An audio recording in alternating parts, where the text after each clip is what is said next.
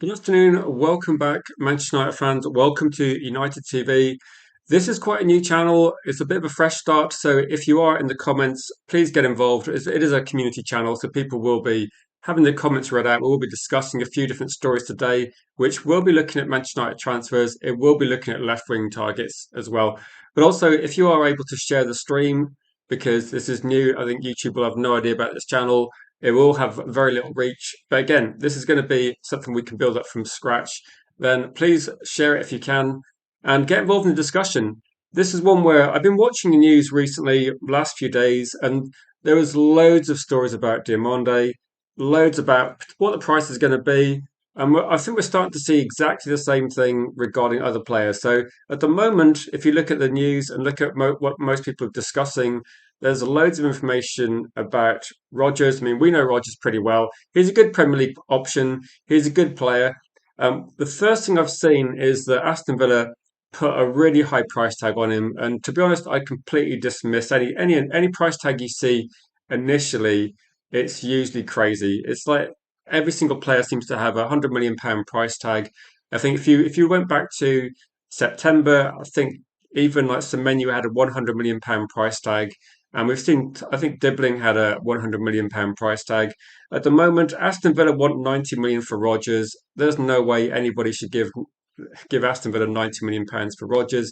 And the same way that if you're looking at the options which we're considering, there's no way someone should be giving 100 million for Diomande. It's his first season. It's a breakout season for him at Leipzig. He's a great player with lots of potential, but the price tags are crazy to start with. And then you look at NDIAYE at Everton and think actually these three players, there's a lot of positives about them, but the price is not one of them. I think the price tags are ridiculously inflated at this point in time, but I don't think they will be going for that sort of money. So that was kind of like what I was thinking to start with this one. So if people want to post some comments, hopefully I can catch up with the comments and get some people in. Um, Cheers, Cody. Appreciate that. Appreciate that. Also, I would say that regarding this channel being quite a new one as well, the moderators, I think they haven't been chosen. The moderators are the moderators that were there already. So things might change a little bit, but at the moment, I don't think we're going to change things too much. We might rebrand a little bit as well. But I'll go through some of the comments and see what people are thinking regarding these as well. So we've got Titanium says, I would always go for ROGERS. Thank you, Kazi. I appreciate that. At the moment, I'm looking at these options and thinking if the price tags were lower, I think Diamande is quite an interesting option where you think, okay, it's got a lot of potential. It is quite early, but I think the price tag of 100 million is crazy. So I think that there's no way you go for that. And I think based on the three at the moment, the bottom one seems to be a good price. I don't mind ROGERS, but I just think he's a lot of money, and I don't see ROGERS being worth that sort of money. Like he's good, but if you think about it against Manchester United, okay, if you take out, I mean, you can't just say take out the wonder goals. They were very good goals, but I don't think he's the sort of player that would elevate Manchester United's team. I think he's good, but if Manchester United had ROGERS in their squad right now at this point in time, would he be benching Bruno? No. Would he be benching Cunha? I don't think so. So it is for me. He's good, but if we're going to spend big money, I don't think it should be on this position. That's kind of where I'm thinking with this one. That there are good options. Um, Cheers, Chris. Hope you're doing well, Chris. And I appreciate that. And I appreciate this as well. Cheers, RK Bricks. Thank you for that as well. Now, it's good to see a lot of legends in the comments. And I did think that as a bit of a rebuild, this will hopefully be a bit quicker than what we're seeing as well. Arsenal losing. Okay, I don't want to talk about Arsenal, but they are in danger of bottling the league, which, to be honest, would be a bit of a surprise. But this is one where, in terms of Manchester United spending quite big, what do people think then in terms of like these options? Do you think Manchester United would be leaning towards a cheaper option, possibly? Because I look at this and think I don't really mind. I don't really mind too much about. I don't think I don't think I mind too much regarding which player Manchester United get. I think it depends on the price. That I don't think that any of them should cost the sort of money we're talking about. But I'd actually say when people look at the stats, I wouldn't really look at the stats because the way Everton play is not going to be getting the best attacking stats at NDIAYE. If you look at other players, like I wouldn't want to translate Diamande's stats from the Bundesliga into the Premier League. I think that would be misleading as well. But I would say for me, if you looked at stats, you'd probably be looking at Ndiaye as being like maybe not as good. But I think if you look at when we played Everton, he was causing us massive problems. And in a more attack-minded team, where he would be making more runs, he would be causing more. I think he's actually could be, if you're looking at the options at the moment, he could be potentially like a good value for money option. That's what I'd be considering regarding that one. But again, like I said, this is going to be one where you can actually go through a few different options. And I do think this as well, that in terms of Manchester United, I did see the story. This is what I'm going to link into as well. So just to give a bit of background regarding kind of a few opinions and potentially to try and work out what Manchester United might do.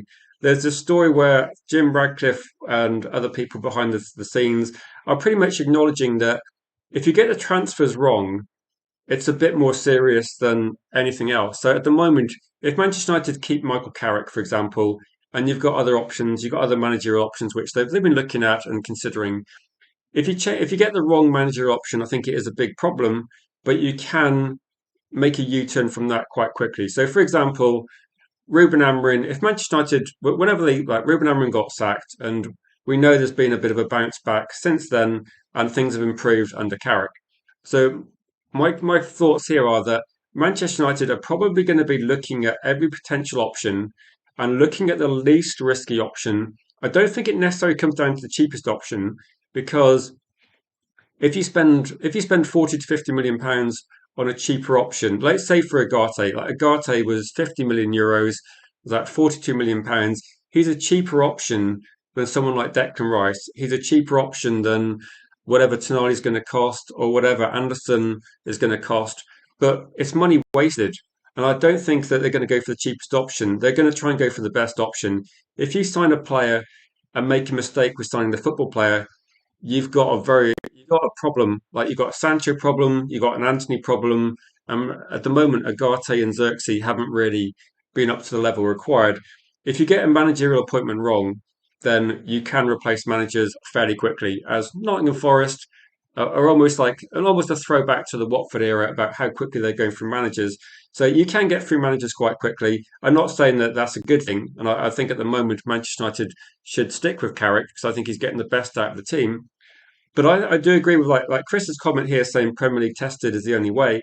I think it's not necessarily the only way, but it is certainly a safe option. Where if you're looking at the three names, you can't really you can look at the options and think depending on the price, they're going to be good players. Like if you had a question mark over that for me, the big question mark in this one would be Diomande is too expensive. I like him as a player. I think he's got a lot of potential, but going from Leipzig and having one season where you've got a lot of potential, it's kind of similar to the Sancho situation. There's no guarantee how well it's going to work out. And it might be that obviously Sancho is probably a different mentality from any other Manchester United player I've ever seen, but there's clearly an advantage to if you got say for me last summer, I've looked at the signings we're linked to, and a lot of people were saying maybe we should get Xavi Simmons. You've got Gittins, you've got other players available as well. And I looked at Cunha and thought, now he is for me almost like a guaranteed success long term because you know he's good enough in the Premier League. You know he steps up when he plays Manchester United and in Mbeumo as well. You've got the Premier League experience. I think it doesn't mean that you're going to get necessarily the best option all the time, but in terms of if you're going for a Premier League tested player like Chris says, you know there's going to be a minimum level of performance. Like if someone can do something in the Premier League to a certain level, you know that it's less risky, isn't it? And I think Manchester United are that obviously like cost has got to be some sort of factor, but I think also it's about how risky it is. If United spend very big money on players that completely mess up, then it's a massive problem, isn't it? Really big problem. And welcome Danny as well to the comments, and welcome Wiz a Bet as well. Good to see your legends in there as well. And as I said, if people are able to share the stream as well, this might be one of these I don't know how it's going to work out over the next few weeks, but I'm guessing that initially YouTube will have no idea this is a Manchester United football channel. It will have no idea what sort of who to send this channel to. So if you can share it on socials, that would be appreciated as well. And hopefully YouTube looks at like we deserve better, looks at Danny, looks at Cody, I'm Titanium and Rob, and goes, actually, these are Man United fans. So hopefully YouTube is like uses its brain and works out who wants to see this sort of stream. Um, so let me go through a few of the comments. So I did say I'll get people's opinions on here. Cody says, Diamande too pricey. Do you know what things I feel is crazy is that when Manchester United bought Cristiano Ronaldo, we paid like, was it 12 million or 18? I think it was like 12 million. But anyway, it was a lot of money for a teenager, but it wasn't more money than other players at the time. So if you look at these players at the moment, there's no doubt that Diamande's got the potential, but to suggest he's better than the other players at the moment, I think what we're seeing now is a weird thing in the transfer market where younger players seem to cost more. And I don't know whether it's a bit of offsetting, like the fact that you pay more in the transfer fee, but hopefully with clubs like Chelsea maybe pushing this in terms of if you give them a bigger contract, as in like lengthwise, but also the salary's not going to be as high. It's a little bit like comparing if Manchester United want to buy Tonali, I think Tonali might be the most expensive player we can most expensive player we can buy because his salary demand is going to be so much higher based on his age. And I think that's the difficulty we got.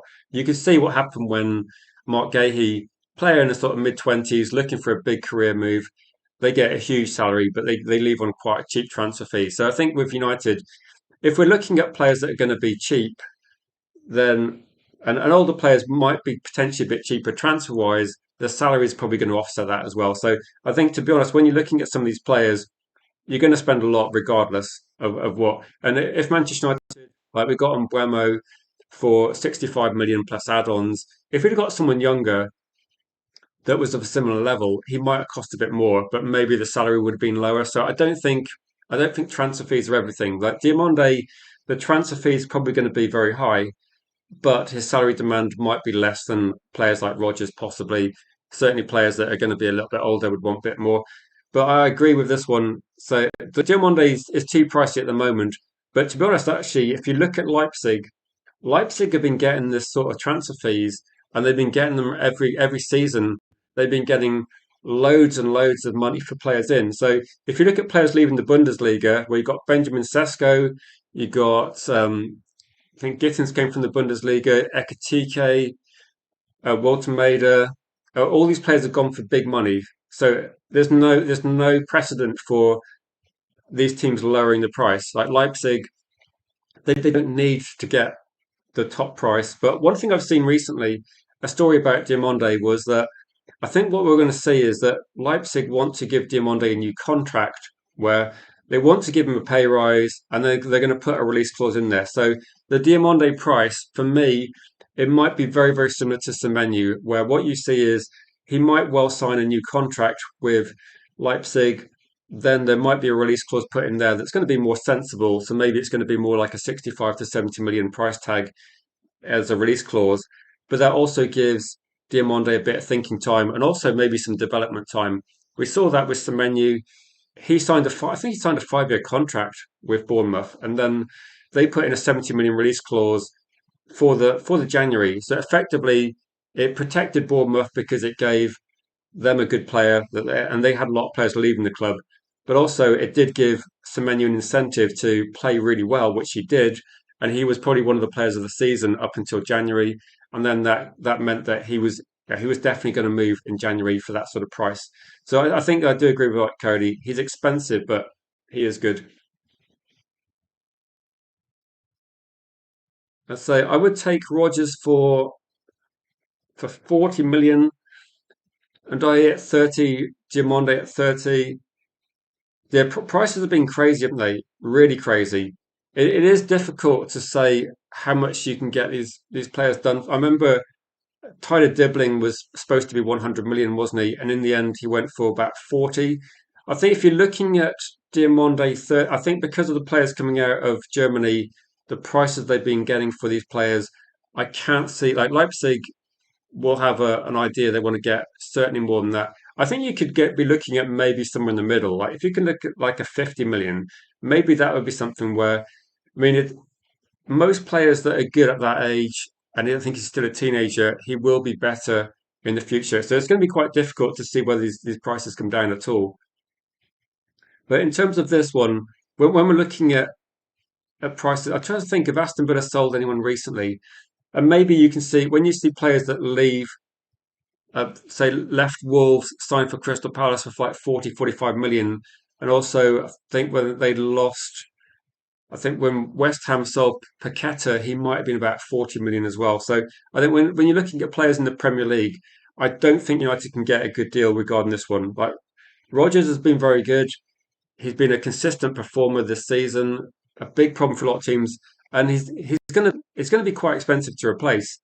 I don't think 90 million is realistic at all, though. I think 90 million is too much. And I would say for me, if I was going to guess the price of Rodgers, looking back on last year's transfer window, clearly he's better than Gittins, he's better than Garnacho. But if you're looking at, is he a better football player than Cunha and Buemo? I would say that's going to be kind of about the sort of price range that I think there's definitely Manchester United have got like an idea of that. If you look at a lot of our signings, we're tending to do a little bit what Manchester City used to do, where loads of players are coming in at the sort of £60 million price point. Right? If we go for players younger or a little bit more risky, we're going to want to pay less, like a Dorgu, and even more risky and more younger, like Leon's going to be cheaper as well. But I think we're looking at that sort of price point. If we're going to be buying players that are going to be say 25, 26, we're looking at sort of 60 to 70 million pounds. It might be that we have to push up higher for a midfielder. That might be where the big money spent. But I can't imagine like does anybody think there's any value in signing Rodgers for say over 70 million? So I think if you look at 60, 65, for me that's not bad. It depends on the market. I know last year what we thought was a sensible valuation, the market did kind of take off, and we did start seeing bigger and bigger prices. And to be honest, actually, at the time, I thought we sold Garnacho cheap, but in hindsight, I think actually we did all right. I think we did quite well with that sort of deal. And let's see, Danny said that you'd rather have three, say, three midfielders, say a centre back. I don't think there's going to be. I don't think there's going to be money for a centre back based on Manchester United extending Maguire's contract. That's just kind of my gut feeling.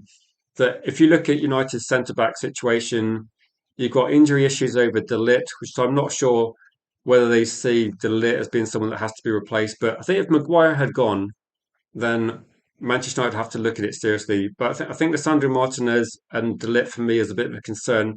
But if you look at the other options, Lenny Yoro, Aiden Heaven, potentially they might be getting potentially close to being able to play a lot of games next season. I do think at the moment Manchester United definitely need to have some experience there. But if you consider a back four next season, where unless something dramatic happens, we're going to have Luke Shaw, we're going to have Dallo, we're going to have Maguire or De Ligt or Alessandro Martinez, and then you've got Aiden Heaven, you've got Yoro in there. I think what they're looking at is they've got the future defenders possibly with Aiden Heaven and Yoro, and it's about probably if you're looking to replace. I think if we're going to get a centre back in, it's going to be when De Ligt leaves or when Lissandro Martinez leaves, and I'm not sure. I've not heard anything that makes me think those players are going to leave. But if one of those players left, that would be when we bought big money. So I don't mind. I don't mind keeping it as it is at the moment. There's quite a lot of players there. As readers a bet says, yeah, you got Heaven, Euro, Maguire, De Ligt, Martinez. I'm sure could play there. There's just a lot of players there, isn't there? I don't think no, I don't think it's ideal, but I think at the moment, I think what Manchester United are probably thinking is Aiden Heaven and Euro. There's no guarantee what level they're going to progress to. It's going to be difficult to guess at the moment. But maybe next season you can actually work out, can't you? Next season you can look at it and say, is Heaven good enough? Is Euro good enough? I think it's difficult to make the call at the moment. They definitely look like they're on the right trajectory, and it's not a problem for me to just wait a little bit more time. Be up to you, Stephanie. Good to see you, Stephanie. Hope you're doing well. And we are back. We are back. Please, people that have socials and stuff, please share as well. Again, it's not necessarily about the subscriber count, which obviously does help, but it's just about raising awareness that we are back. And if people want to discuss Manchester United in a say a more relaxed format without people getting really angry, because to be honest, actually, I've been looking at the football a little bit from afar over the last couple of weeks and looking at Manchester United. I know there's a lot expected in this transfer window, but I think the base of the squad has some quality. I think the managerial situation at the moment I'm quite happy with. There seems to be less drama coming out of Manchester United, and I think we're making the right decisions. The question I've got really is, I think the problem Manchester United might have next season, it is a quality issue, but I think it's a quantity issue. I think the difference between Manchester United and the other teams that are going to be doing quite well in the Premier League, but also running a big European campaign. The difference really is when you look at the bench, what do Manchester United have on that bench? So I'm looking at a lot of these players and thinking, like Diomande, he would probably be on the bench if he joined Manchester United, to be honest, based on his experience, and it would be expensive. I think Ndiaye could definitely come into the first team. Rogers would definitely be someone that could rotate in and out of the first team. But any of these signings, they would effectively mean that we've got some extra quality on the bench. So whether that's going to be, say, Dorgu, Cunha, you could potentially have, for me, what we're looking at as well is that maybe in some games you've got whichever midfield players come in, you'd imagine Anderson would be a starter, Tonali would be a starter, but there is going to be potentially Manchester United playing two games in a short space of time, maybe three games in like 8 or 9 days, and it is something which we haven't done this season. So again, I think Michael Carrick's done really well. I think it'd be really interesting to see how does Michael Carrick cope with trying to rotate the squad because he hasn't really done that. It is quite a step up, and I'm thinking as a step up. Then, to be honest, when I've done like say match previews, we pretty much look at Manchester United's team. We can all pretty much pick the best 11, and when you factor in one or two injuries, there isn't a lot of option, and I think that's a bit of a concern. I think the first team is really good. Like the first 11 can beat any team in the Premier League. But if you take a few players out from injury, and you consider that if players have played a few days earlier, and you need to rotate a little bit, then we look a mid-table team. That's the difference, and I think that we're seeing a lot of teams struggle with consistency, and I think Manchester United we haven't had the issue. And again, just look at Newcastle. Look what happened when you factored in extra games. It's so difficult. It's really difficult. I appreciate that, Bilal. Thank you for that. I'll try and go through some comments. Also, big up to you, Georgie. Georgie, the good luck charm. I guess we're going to be predicting a Man United win over Leeds. Apparently, Leeds have got some injuries as well, which will be something good. I think United can hopefully. I mean, I kind of missed Manchester United thrashing Leeds. It's something I enjoyed a few years ago. We need to get that back in quite quickly. But no, I think yeah, we'll hit the ground running as well. For people that are on different social media platforms as well, there is a channel Discord, which is something which, yeah, if you want to share information, chat about anything football as well, the Discord, which is pinned, is definitely a good place, and we will be building that up loads over the summer, I'm sure. Um, One thing that's disappointing is that once I've got watch hours and subscriber count, I can then get back to the custom emojis and membership and just kind of get the channel back to where it was. But it's going to take a little while, so I appreciate people getting involved, and it'd be quite good to see some of the old faces back. Hopefully, it's just a matter of time. I will be probably taking advantage of a few invites I got over the last couple of weeks, but I have actually been away and not around. So I will hopefully be going on a couple of the YouTube channels that people might know and kind of spreading the word that we're kind of back for part two. Hopefully this sequel will be a bit more impressive though as well. And one thing I would say is if you're on the Discord or you follow me on Twitter or even like just watching today, feel free to feel free to make suggestions, any sort of comments, any suggestions, because let's put it this way.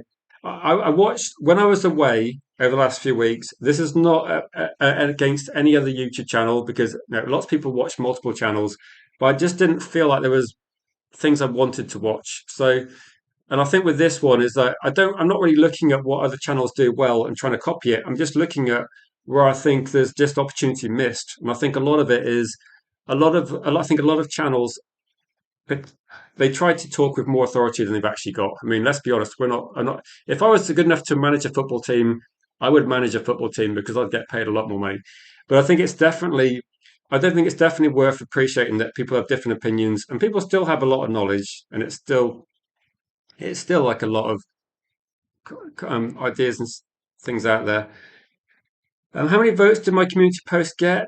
I'm not sure actually. It got about 9 thumbs up, a couple of votes, but I think to be honest, the difference is going to be this channel will be always 100% Manchester United focused. So occasionally, I've got a TikTok account I created a few weeks ago. When Arsenal lose, and I think if Arsenal actually lost today, because when Arsenal lose, I will laugh at that, but I won't be producing a lot of content on it. It's yeah, Arsenal have got their own issues, their own problems. Big up to you, Solly, man. Good to see you as well. I'm hoping that if I can like keep again, one of the suggestions as well would be considering that I can pick at any time to stream, that if there is a best time that works out for people, I think last time I just ended up picking like sometime in the middle of the day and then sometime in the evening. I will focus on those times. Again, this is something where because we're starting effectively almost from scratch, if people got suggestions about what they want to see, what they want to see on what sort of content they'd like to see, then please get involved. But generally, to be honest, a lot of it will be discussion based and it'll be fan based as well. I have spoken to a few people about getting involved as well because we will be bringing back something that takes a bit more organisation, but we will be bringing back sort of fan podcasts as well, where there's multiple people, multiple guests, and that might be something where there's definitely a few regular people. There's going to be a big stream on Monday. Put it this way, we're going to be playing Leeds. Hopefully, after that match, there'll be myself and a few other people. We will be discussing the game. So initially, it's going to be all people that you know that have been on the channel last year as well. But what we might do is as well offer, if people want to come in, we will do some more calling shows where people can join. And it might be a good idea just to get people that, because I know sometimes when I first went on, it's it can be a bit daunting to just jump on a channel and talk about things. But to be honest, I don't even know how many people are watching most of the time.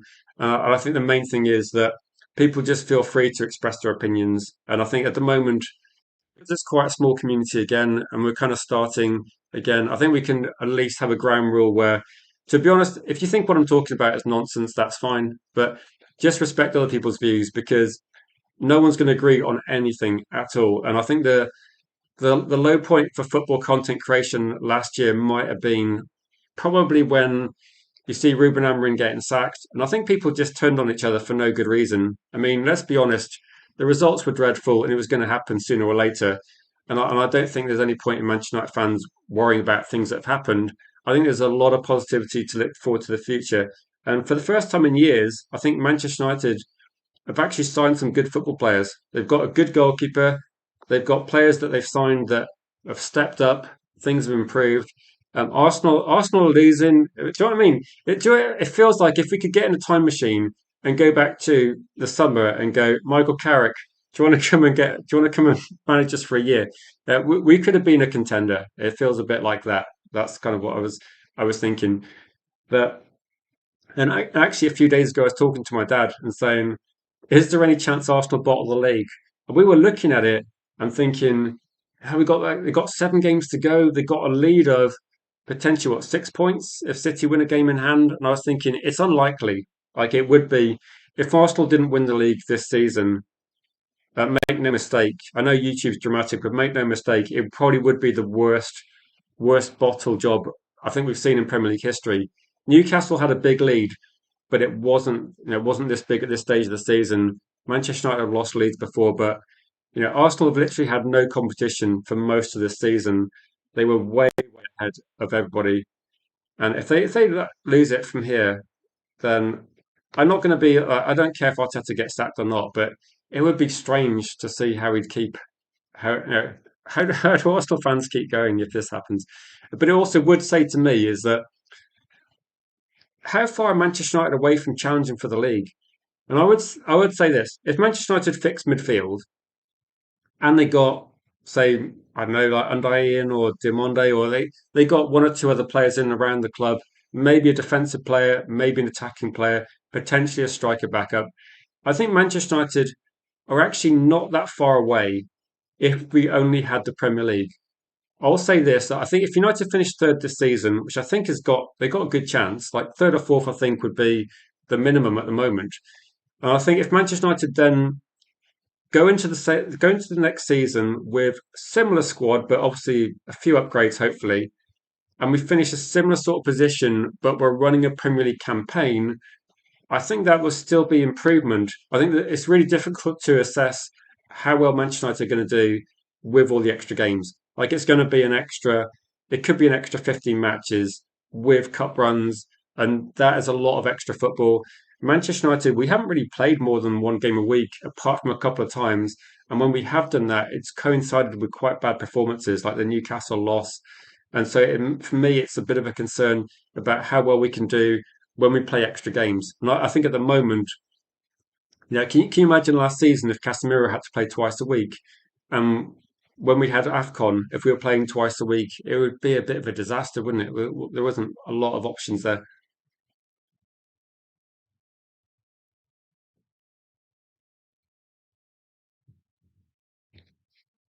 So City, two games in hand over Arsenal. Yeah, Arsenal play City, don't they? Do you know what I mean? It's quite nice to have a title race, but I don't. To be honest, if City win, their record recently is really good. It's really good, and I think City will be a better team next season because their players will be here a bit longer. But I don't know. I don't know if it. I don't want to see Arsenal win, and that's the problem. If it was anybody else other than Arsenal, then I'd want them to beat City to the league. But I think Arsenal just have a. Again, it's difficult because when you grow up in the UK, you have a different view on Arsenal because everybody knows some Arsenal fans, and they're pretty annoying. I think that's why if Man City win, I literally know no Man City fans. So it's like I don't know that nobody watches, like that no one knows City fans in the UK unless you live in a specific area. But no, it's crazy. So let me go through some of the comments as well. Yeah, haven't you watched AFTV for ages?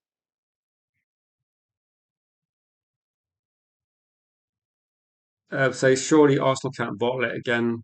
It's possible, isn't it? It could be. Yeah, I did make a joke about. I don't. There was. I think there was a program on Sky where they put a certain Man City fan in a box, and I was thinking maybe that's the problem. If you put a third of your fan base in a box, it's going to be difficult to fill out your ground. But to be honest, like Man City are kind of one of these things. It's like if somebody gave, I don't know, if somebody pumped in like 3 billion into, I don't know, Stoke City, they're not going to suddenly have fans. It's not football doesn't work like that in the UK. So it's one thing winning trophies, but it's another thing being successful for generations. So Rob's saying to to be honest, in terms of like the landscape, in terms of managerial situations, I there could be. I think Slot might be leaving Liverpool. That seems to be something that people are talking about. And Arsenal, then maybe they could go down a different direction. The thing is that would it be a good thing for Manchester United to actually stick with Michael Carrick because there is I think we can see progress being made, and maybe in terms of like if Manchester United want to tweak things, maybe the tweak could be in people behind the scenes where coach it maybe in terms of who's on the coaching group with Michael Carrick. Maybe you can add someone there, take someone away from that group, rather than I don't think you need to change dramatically. It's a little bit like Alex Ferguson, where you have different assistant managers, you have different skill set. At the moment, I think Manchester United. I think a lot of people are looking at the experience level of Michael Carrick, which is obviously not going to be as high as managers we look at bringing in. And at the moment, regarding the squad as well, I think given that, I'm just trying to think that some of the players we got, because of where we were when we signed Cunha and Mbuemo, they won't have Champions League experience. So it's going to be, for me, there's a reason why. Yeah, we played in the Europa League, I know, but when we go to the Champions League and you've got Yoro, you've got Aiden Heaven, and you've got players like that, I think that's why Manchester United were thinking about keeping Maguire. And it's going to be a step up for Lamens as well. But I think for a lot of players, this is going to be a bit of a learning experience. And we saw that Man City player like Gahey had a really bad game in the Bernabeu, and you see players that they're just not used to the level. It's just a level up, isn't it? And if Manchester United, maybe if you're looking at Simon Anderson, he might be getting some good World Cup experience. And you look at some of our squad as well and say there's arguments to keep Bruno as well for this season. And I think that when you finish 15th, then you're not going to bounce back in 1 year. We are doing much better than I expected, say a few months ago. But I think there's going to be, I think people that think that suddenly we're going to be amazing in the Champions League. I don't think the Champions League is difficult, and I don't think the Premier League is levels above Manchester United. I think it's just the difficulty of trying to do both competitions to a good level. Like we've seen loads of teams drop off. It's difficult. So yeah, no. Welcome back, Cake, as well. Good to see you. To people that are tuning in, I was trying to message a load of people over the last sort of 24 hours just to raise awareness. But if you're able to share it with other people, like Cake, if you know people that you can message as well, it would help. Just because I think a lot of people will just not know this channel exists, and I can only message so many people on Twitter, and that's why I'm quite glad that I got the Discord because lots of people on different social media platforms, but the Discord does give you like a link to try and say something. Have you like changed your picture or something? It's like got putting symbols next to some of your words.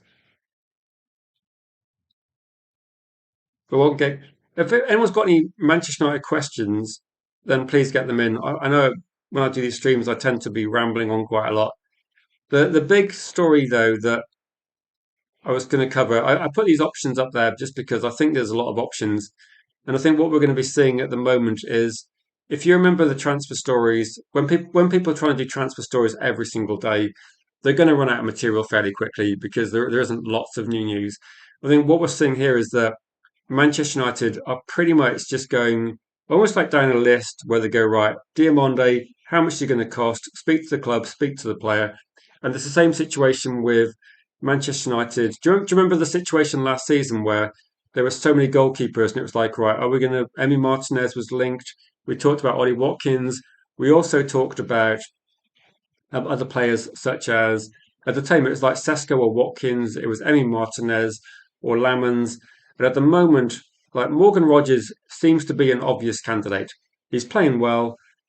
He's got the Premier League experience. He's a good age. Aston Villa will want a lot of money for him. I don't know. I don't know if it's does this. I think Aston Villa. If you take Rodgers out of Aston Villa, it obviously damages Aston Villa. If you put Morgan Rogers into Manchester United squad, does it improve our squad loads? That I was looking at the price tag and thinking like 90 million. Like there's no way Manchester United spend 90 million on Rodgers. Like 50% more than Cunha. There's no way you spend that sort of money. And if we're going to be spending 90 million plus, which I don't know if we will, I'm looking at midfielders where the money's going to get spent. And I think what we're seeing here is that Manchester United, it's almost like it feels a little bit like we're just driving around, like we're walking through like a shopping mall and we walk into like the Aston Villa shop and go, right, how much is a Rogers? Oh, okay, that's quite steep. It's a bit like when you go into a Hugo Boss store and you look at it and go, bloody hell, okay, now let's go into the next shop. And then you go to the next shop and go, okay, Diamande in the Leipzig shop, you get 100 million. No, that's not the real price. You know you can get a discount. And then you look in like the Everton shop and go, actually, maybe there's some good options there. But ultimately, I think Manchester United are looking at all these options and just thinking, what is the best fit? What is the best option? And it might be that do you want a player that's going to come in, walk straight into the first team, and take the place of is someone going to come in and take the place of Cunha or Almad and Buemo? I don't really think they are going to. Like I think Almad might well actually be a bench player next season as well. I think Mbeumo, Cunha will probably be the options. I think Seska will eventually be a starting player. And then you look at this and think, right, you're not going to spend £90 million on a player that's going to be not guaranteed of a first team start, are you?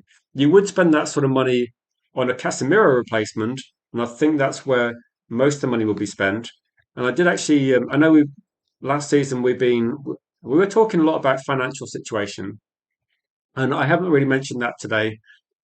But in terms of like a lot of the departures that are going to be leaving, there's going to be a lot of players leaving the club, and it's going to raise decent money. Like you say, 4 of the 5 departures Rob Dawson was putting here, and I think the departures they're talking about could be Agate, but you're going to have Marcus Rashford going. You're going to be having who's trying to think who else is going to go. Rasmus Højlund's going to go. That's going to bring in quite big money. And then if you look at the fact that we don't have a Sancho contract, and we could be selling Xerxes as well.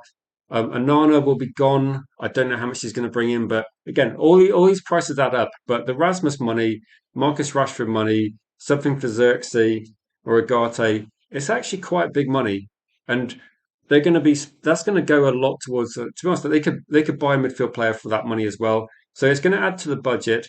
There is no real thing. I don't think there's any actual budget known, but in terms of spend, Manchester United, a lot of the costs are going in the right direction. I would say with this one that 150 to 200 million.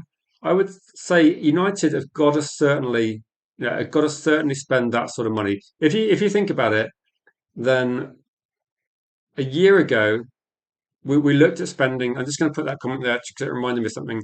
A year ago we spent pretty much that sort of money in the attack, and at the time, I think before Manchester United bought Sesko, a lot of people were looking at it and saying that Manchester United aren't going to spend that money on just attacking players. Like we looked at it and go, right, Benjamin Sesko and Buemo Cunha, but it's a lot of money on 3 players.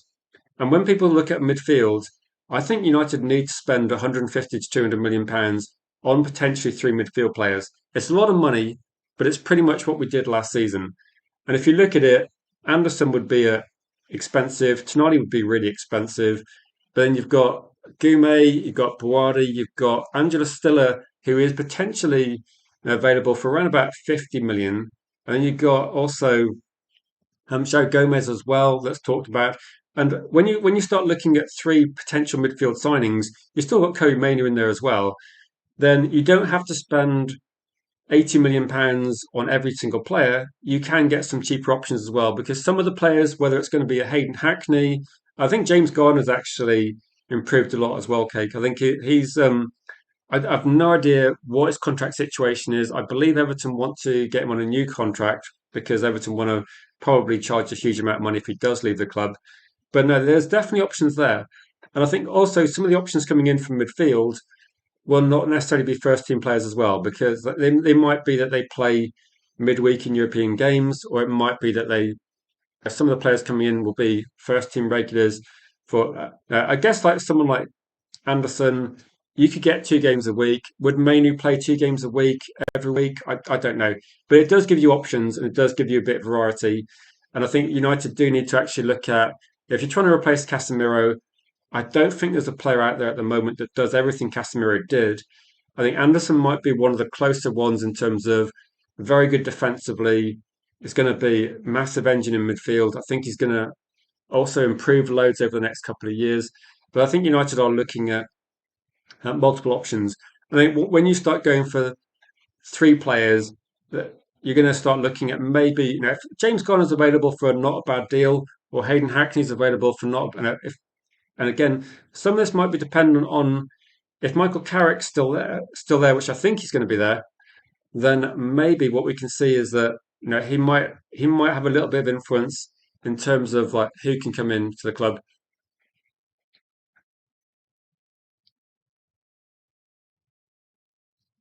Yeah, I think I think he's an upgrade on Majalo, to be honest. But again, it depends on what Manchester United start thinking about this one. Um, people are thinking Anderson's going. I don't think there's going to be any bidding war for any player as well. I think when you're talking about bidding war, that it's literally the player will decide, and the player's going to go where he wants to go. But I don't think I'm just trying to think of any example. If you consider Benjamin Sesko, Manchester United, they paid less than Newcastle were prepared to pay.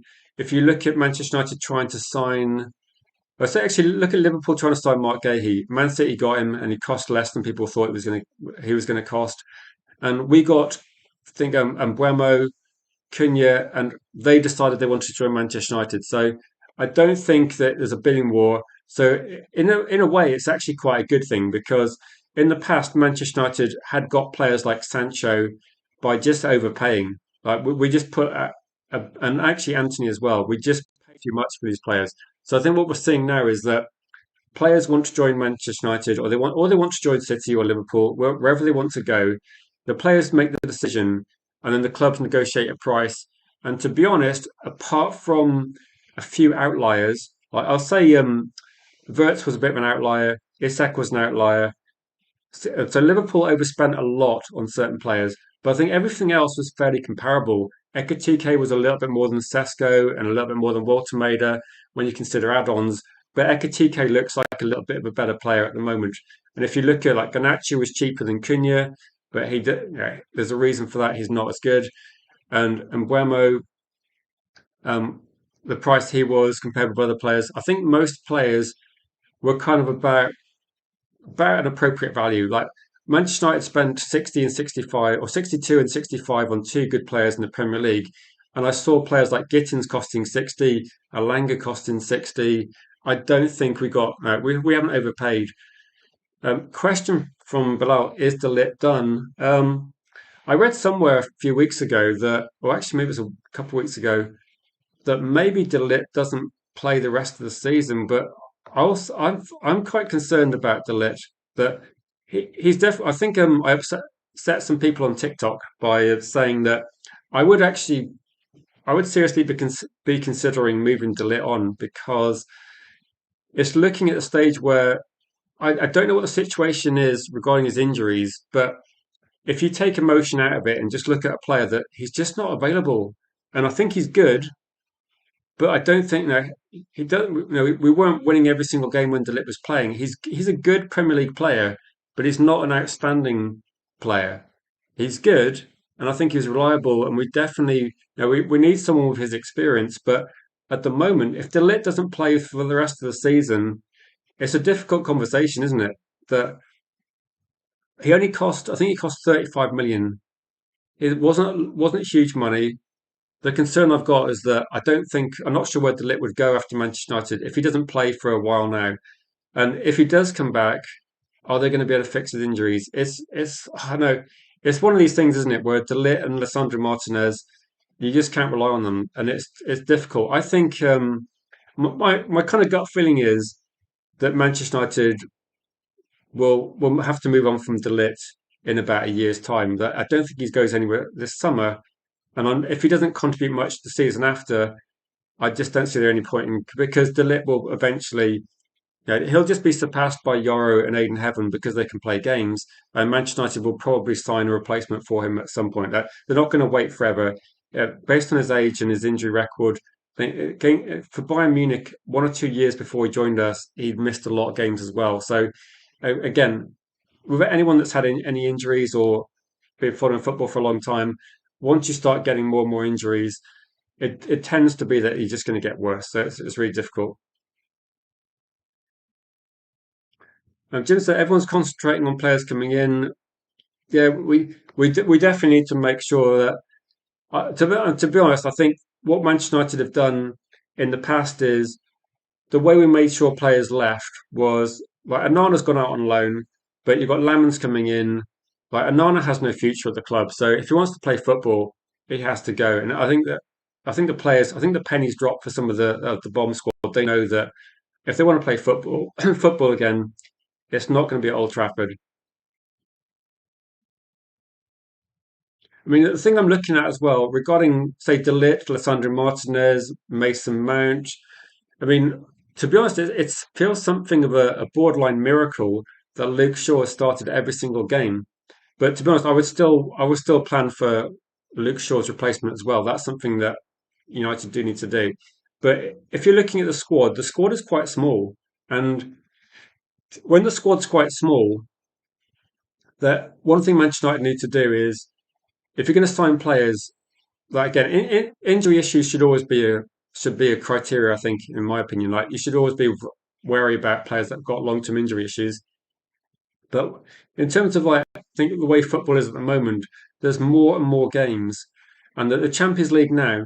We've never played the new format where you've got it feels like endless games. You've got eight group games. Then potentially, if Manchester United finish like ninth or tenth, which feasibly you could see Premier League teams finishing quite high up, but not automatically through. You then got to play two more, so you're looking at potentially 10 games. Now, that's 10 games we didn't play last season, and that's before this stage of the season. So I think the Champions League teams at the moment, some of them run like games probably like 11 and 12. There's a lot of football played, and if you have some injury issues, then the issue I've got really is that if De Ligt's injured and Lissandro Martinez is injured, then you've got Maguire, Heaven, and Yoro. Some of these players have got to play 2 games a week minimum, and that might be for a couple of months, and that's going to be. And then if you've got an international break, these players then also playing as well. So there isn't really.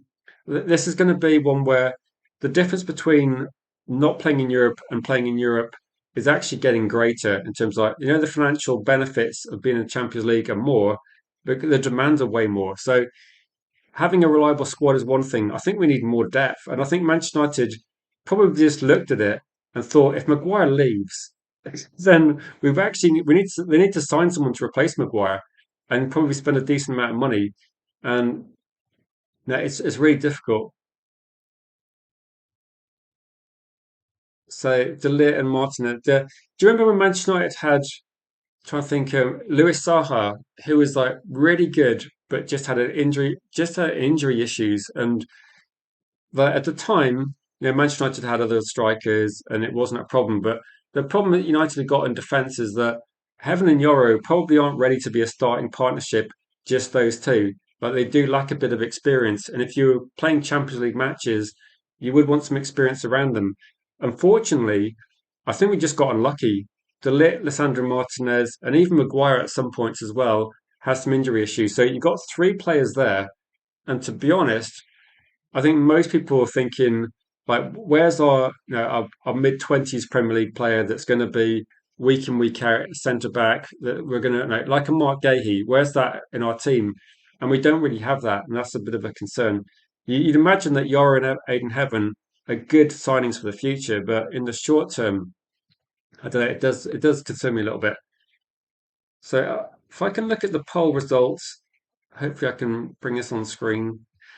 I did think with this one, I honestly I haven't been able to check so far, so I don't know what the result is, and I don't know what people are thinking. But it looks like Rogers is winning. So let me close the poll. To be honest, if I was voting based on today, I'd probably go for Ndiaye. I think I'd probably go for him. He's come second, interestingly. I think Diomande is one where if a lot of people are looking at the prices that have been quoted, and I believe Diomande was quoted at being like 100 million plus, might be, might even be more for some. So he might be able to be got a little bit cheaper. I think I think that the 100 million is ridiculous, but I think a lot of people are still thinking it's too much money considering that's not what we're focusing on. That's not what we're looking for. But at the moment, yeah, Rogers, 57% of people. I don't know, that's quite high, isn't it? That does it put you off if I look at Rogers and go, right, Rogers was, let's have a look. Let's go back to that other graphic and say how much Rogers was. Um, I think a lot of this, like if we're doing a stream where we say Rogers, okay, he's the preferred option. I'm wondering whether we get a very different view, like a different view completely, if we have genuine prices next to them. Like I don't think he's going to cost 90 million. But my reaction was going to be, what if Manchester United, now once you know the actual prices, if Manchester United say, right, Rogers is going to cost £80 million, Diomande is going to cost £60 million, and NDIAYE is going to cost like £60 million, then it would be we'd have all the information in front of us and we can make a rational decision. I think the difficulty we've got at the moment is if you're looking at which are the best players to sign, I would probably like okay, I'd go with the option that came second, but I think there's good reasons why.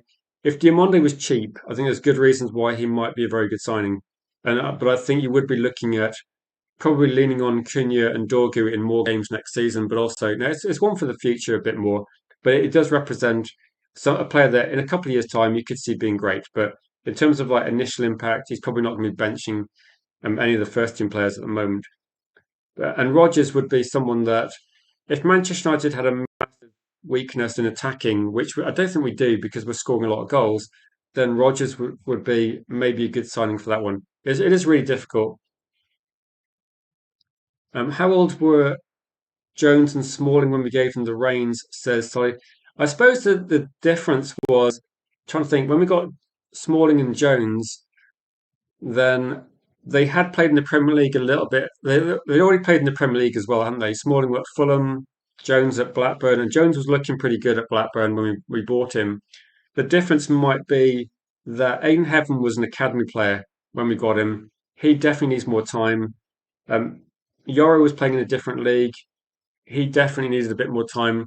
I'm seeing a big improvement from Yoro recently, and maybe with Yoro also I think a lot of this as well, in terms of how quickly they developed, and this is kind of my view as well. I think Manchester United, because of the way we played at the start of the season, a little bit like, say, I don't know, again, I don't want to mention Ruben Amorim too much, but because the way Manchester United were organised and it looked really badly, no, it looked really bad, it probably was not the best environment for Yoro to come in and Aiden Heavens come in and even like Dorgu, like younger players coming in into a difficult league in the Premier League in a team that was dysfunctioning and they had to play a season in front of Anana who was a disaster.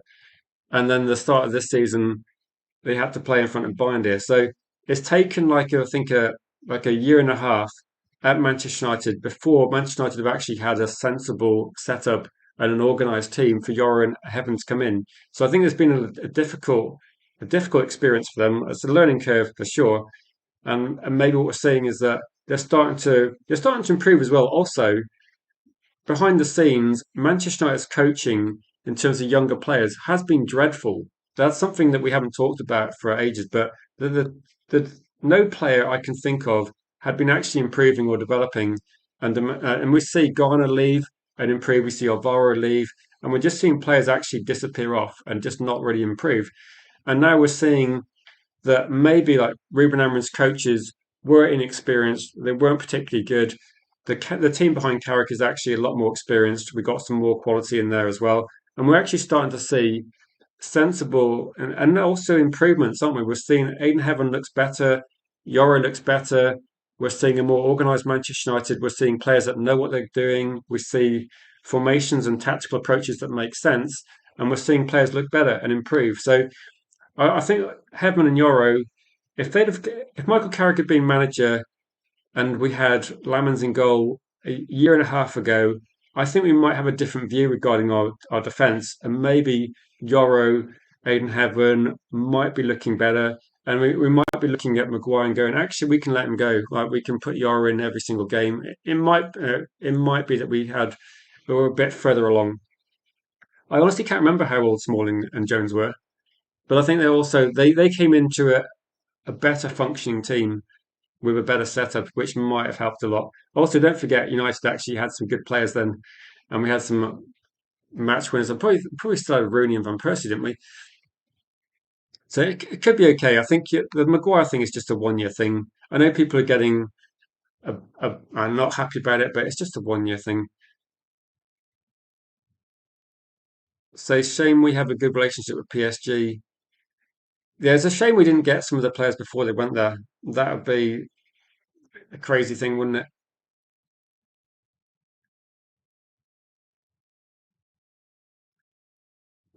So going back to this, so Rogers blows all players out of the water with goals and assists over the last 3 seasons.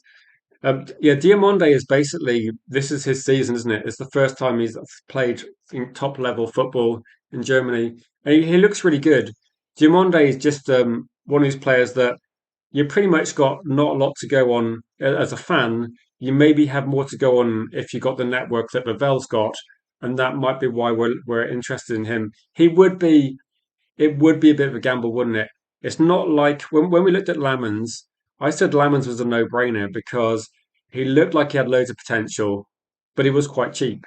And it was kind of like an anomaly a little bit because now we're looking at all the players with potential, but they're really expensive, aren't they? They're going to cost a lot of money. So Diamonde is going to be pretty expensive.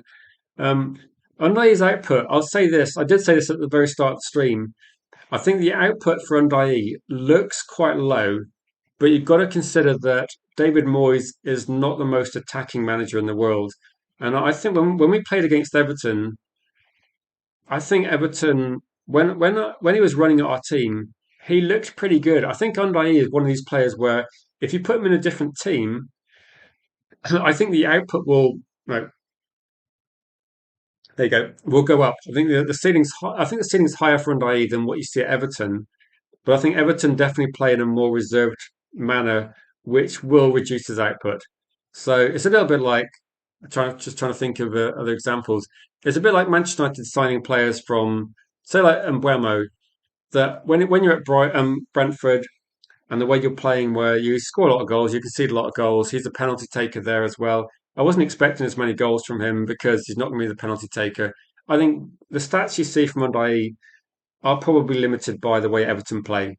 Like Manchester United aren't going to be putting a low block out there for loads of games like Everton are going to be doing, and they're not going to be trying to scrape points here and there like Everton do as well.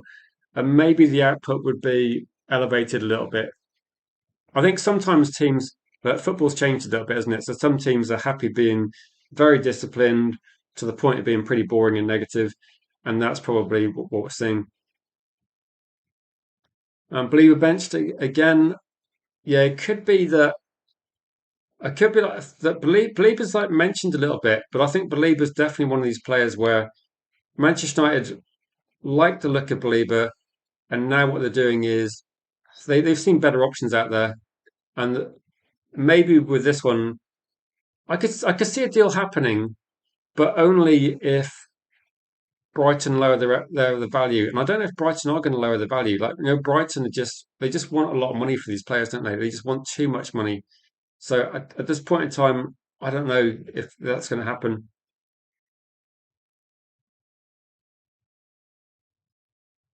But I think I'll probably wrap up if anyone's got any final questions. This is like the first stream for a while. So again, if you watched and you're new, please subscribe. But also, I think the main thing is that if people can share the video around if they can. But again, we need to build the community back up. It's going to take a little while. I know that. If people are in the Discord or people see any posts on the community page, let me know what you think is the best time to stream because I think that's going to be one where eventually the algorithm on YouTube will kind of realize that it wants to send this content out to Manchester United fans, but it's going to take a little bit of time. But also, I would say big thanks to people that have been like get involved today, and we will be trying to reconnect with a lot of people that were watching and supporting back in the day.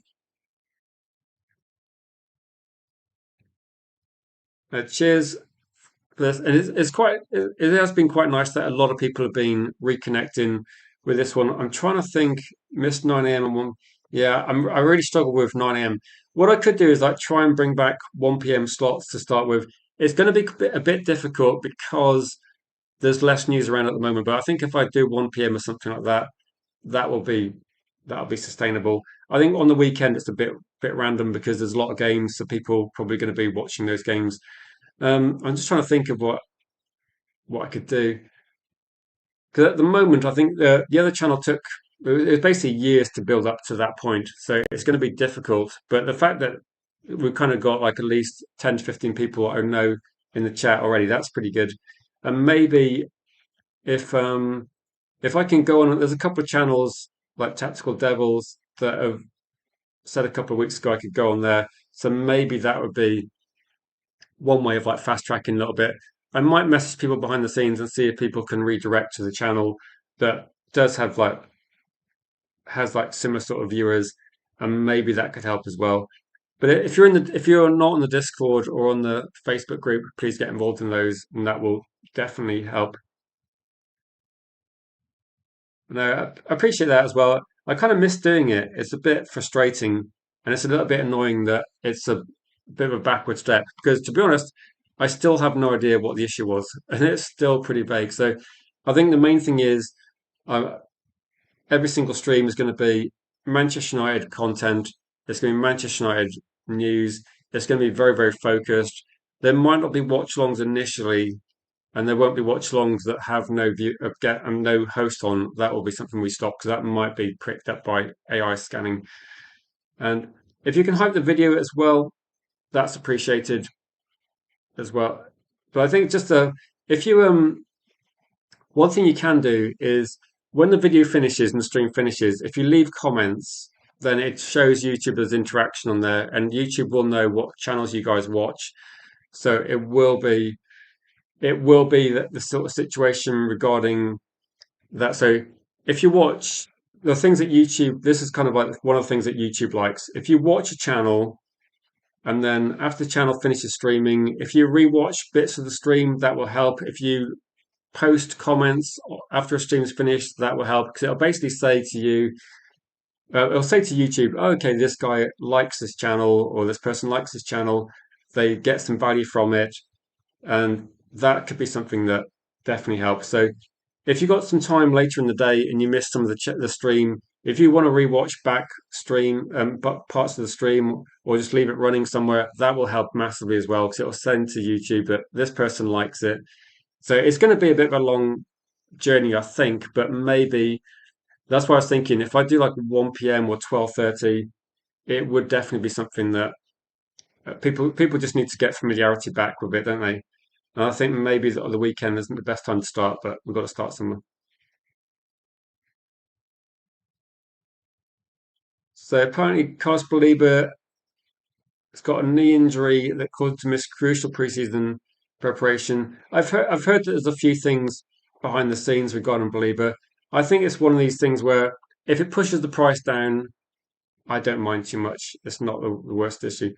Also, with some of the streams, what I might do is the streams, I need to build up kind of watch hours as well to unlock certain functionality on YouTube. So I might do, I was like planning on cutting down the length for streams. So like I'm waffling a little bit now, I might make the streams a little bit longer. So I might stream for like another sort of 10 minutes now if people got some questions. But cheers, Jim, for your continued support as well. It is appreciated. I think sometimes it's difficult to know what's going on behind the scenes because when Belieber doesn't play that well, it might be that if there's a knee injury, which to be honest, when we were talking about this about a year ago, we did mention that he had an injury and that he was potentially out, and a lot of people were, myself included, was saying, has he definitely got a knee injury, or is this that we thought he might have been out of the Brighton squad because of maybe what we're seeing is that Brighton didn't want to risk him getting injured. And we thought, behind the scenes, you can see when players get linked to a move like Gyökeres, Sesko, you start seeing them missing from matchday squads. I know Believer missed a few games before the season kicked off, and a lot of people were thinking, yeah, maybe there's more to that, but no, it could be a factor. How many players should we sign this summer is a good one.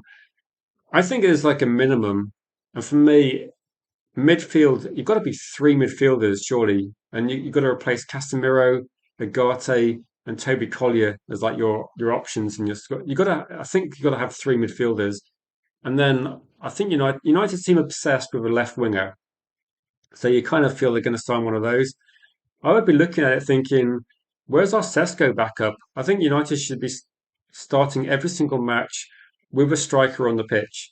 So when you're looking at the team, Manchester United, like Sesko being benched, okay, whilst Sesko's getting used to the league, I don't mind it. I don't mind Sesko starting from the bench as he's gradually getting used to the Premier League. But next season, Sesko should be starting. And in that case, when goes off the pitch, if he's substituted, Manchester United should be bringing on a backup striker. So I think United need a backup striker. That I'm just trying to think of options out there. I know people were talking about Danny Welbeck. I don't mind it, to be honest. I think if United can buy it, get a cheap option in as a backup striker, that would be good. So that's four players, isn't it? Three midfielders, one striker. If we're going to get a left winger, then that would be five, wouldn't it? And if we can get six players in, and the sixth player for me has got to be a defensive player. I don't really know what position we're looking at. If we're looking at a left back, though we have got options there. I don't know because at fullback we've got options to play Masraoui or Dallo at left, and we've also got options on the right with Dallo or Masraoui there. I don't think United will be buying a left back or right back this season. I would not mind a centre back. I know that I've said I'm kind of relaxed regarding whether we keep Maguire or not, but I think six feels realistic because also the squad demand for next season is going to be so much more. So Belieber, Tonali, Stiller on paper. I think to be like Angela Stiller, lots of people saying good things about him. I think he's a good option. Belieber, I think he's a good option as well, but not at the price. I think Belieber's not at the price in which was quoted last summer. But at a lower price, I think there is a price where Belieber might be actually okay as well. I'm not going to say it's the top choice, but I don't think it's a bad option. Tonali, I think Tonali might just be too expensive. There's just a lot of people talking about Tonali, and Tonali's a good player, but he's still got so a little bit worried about the gambling issue, a little bit worried about whether he wants to play in the Premier League or go. But I don't know. I think with Tonali, it feels too expensive overall with the salary package plus the transfer fee. It just seems like a lot, doesn't it? Will Chido Obi make it at United? I have honestly no idea. I suppose I forgot about Cheeto in terms of like a backup option. I think with Cheeto was one of these players, wasn't he? That because he was like pretty big when he was younger, he found certain level of football too easy, and then throwing him into the first team was probably a bit rash from Ruben Amorim. But he he might. I don't know, Stephanie. It's really difficult, isn't it? It's really difficult. It might be, but again, he's one of these players that just took no, just I think people just he just jumped up to the Premier League a bit too quick, and it was difficult. Danny says three midfielders, a fullback, centre back, left wing. With Vitek, I'd be happy.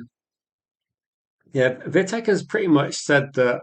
I thought he was not keen on being a backup. I do think if he was a backup, or I suppose you would have to consider him like a backup to Lemons. I think with Vitek, you'd look at him as being a player that if he wants to get first team football because he's done that at Bristol City, then it might be difficult for him to get that at Manchester United next season. I don't think he'd be first choice, but he would get a lot of football.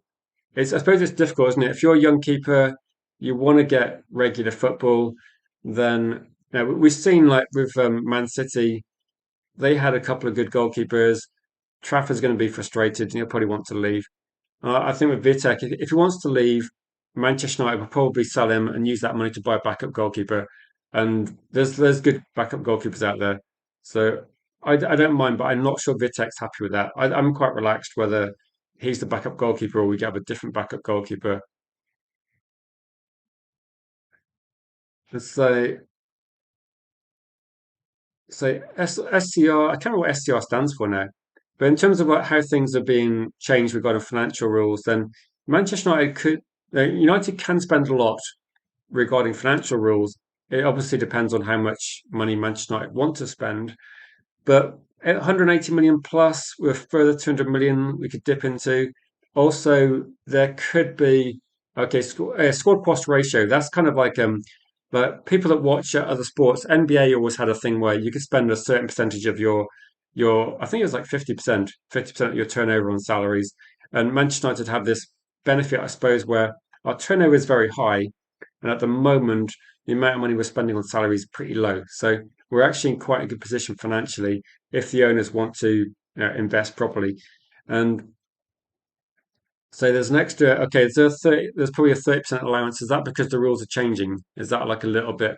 So because 85%, I think it actually based on either the Premier League or European League, then it would have to be lower than that eventually. But Man United are in a pretty good position financially.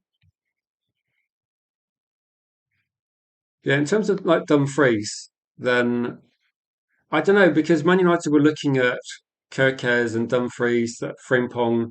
I think we might have actually like when we're looking at Ruben Amorim, I think we looked at defensive players like more wing backs that maybe were not as good at being a left back or right back.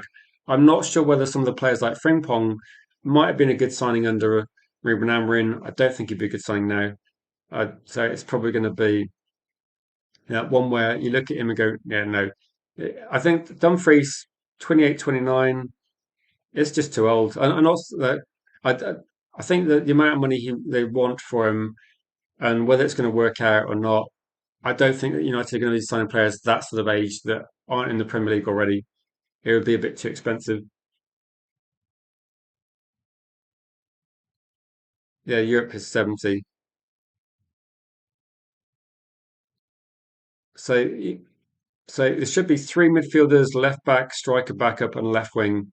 Yeah, that's what I was thinking. I think that's pretty much what I said in terms of what I would say. And I would say three midfielders is the priority. Then a striker backup for me would be the second priority.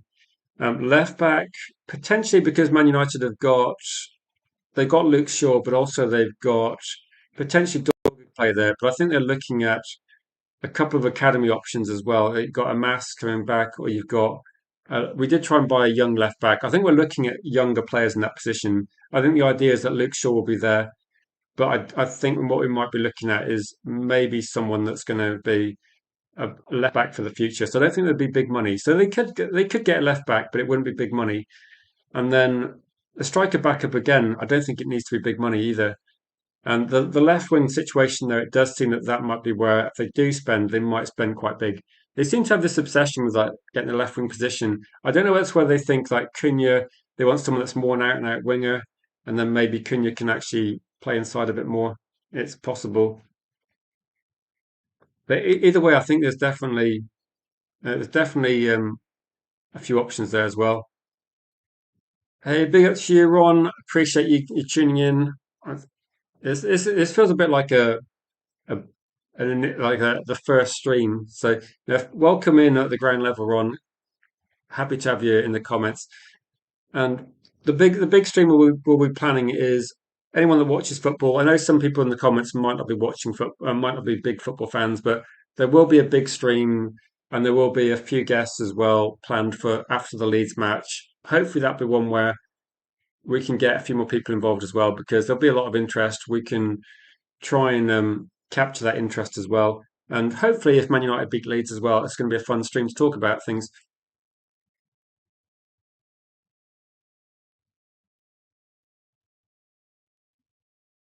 So, looking at a few of these. So, Danny B, you're saying that another person knocking on the first door for first team football. It could be as well. I think with this one that United will have an idea, won't they, as well? This is one as well as please, if you can, when I finish that. I did a very short video yesterday. If you want to watch any of the video yesterday or rewatch any of this, it really helps because YouTube knows that you guys are Man United fans and you watch Manchester United fan channels. If you interact with the channel, then pretty much YouTube like this channel is pretty new. And okay, it's got a decent number of subscribers, but that's just because it's been a backup for a while. But most people don't know this channel exists. YouTube has no idea this is a football channel because it's literally just started. This is the first live stream, I think, on this for a year. So YouTube doesn't know what this channel is, but it does know what channels you people, it does know what channels Stephanie watches. It knows what channels like Jim watches, etc. And if you guys watch other football channels, it will know that okay, this channel appeals to football channels. So it's as basic as that, where YouTube stalks us all. It knows what we watch, it knows what we like, and it has complex things working on in the background. So if you the worst thing you can do is tune in, say hello, and disappear off, because then YouTube looks at your behavior and says, okay, you tuned in, you didn't like it, you left. If you tune in at any stream, just even if you just want to say hello, just leave it running for a bit because it will definitely help. But if you go back to the channel and rewatch it, YouTube will be like, whoa, okay, this is actually decent because people are actually rewatching it. I did have a look on the analytics behind the scenes on this channel, and it literally gets no impressions on YouTube. It like literally, it's completely unpromoted by YouTube at the moment because YouTube has no idea that it exists. So all I'm going to do is all I can do is make sure I just stream regularly with Manchester United content, and it's the same thing over and over again. And so I said I did get watched the under 18 and then got suggested. So all I can do really is put keywords in there that will be Manchester United. They will be except like linked and things, and hopefully by some miracle, because there's a few people I know that I know them by name in the comments, but I've no idea how to contact them at all. And so bring up the map again. I'll have to get the map back, but at the moment, uh, maybe what I'll do is I'll restart the map, and we'll restart the map, and we'll bring it up, and we'll get people back on it. Because unfortunately, a lot of people are just lost, and it's annoying and a bit depressing. But a lot of people I only knew from the comments, and now I don't know. Also, all the channels I subscribe to, I've lost all those. There's ones I know that I can find again, but there are so many different channels I subscribe to, and they're all gone. So it's literally I can't even view anything that was on the previous channel. That's the frustrating thing. All the information is gone, and it happened like just like that. I was like, oh shit, okay, where are all these people? So everything's gone. So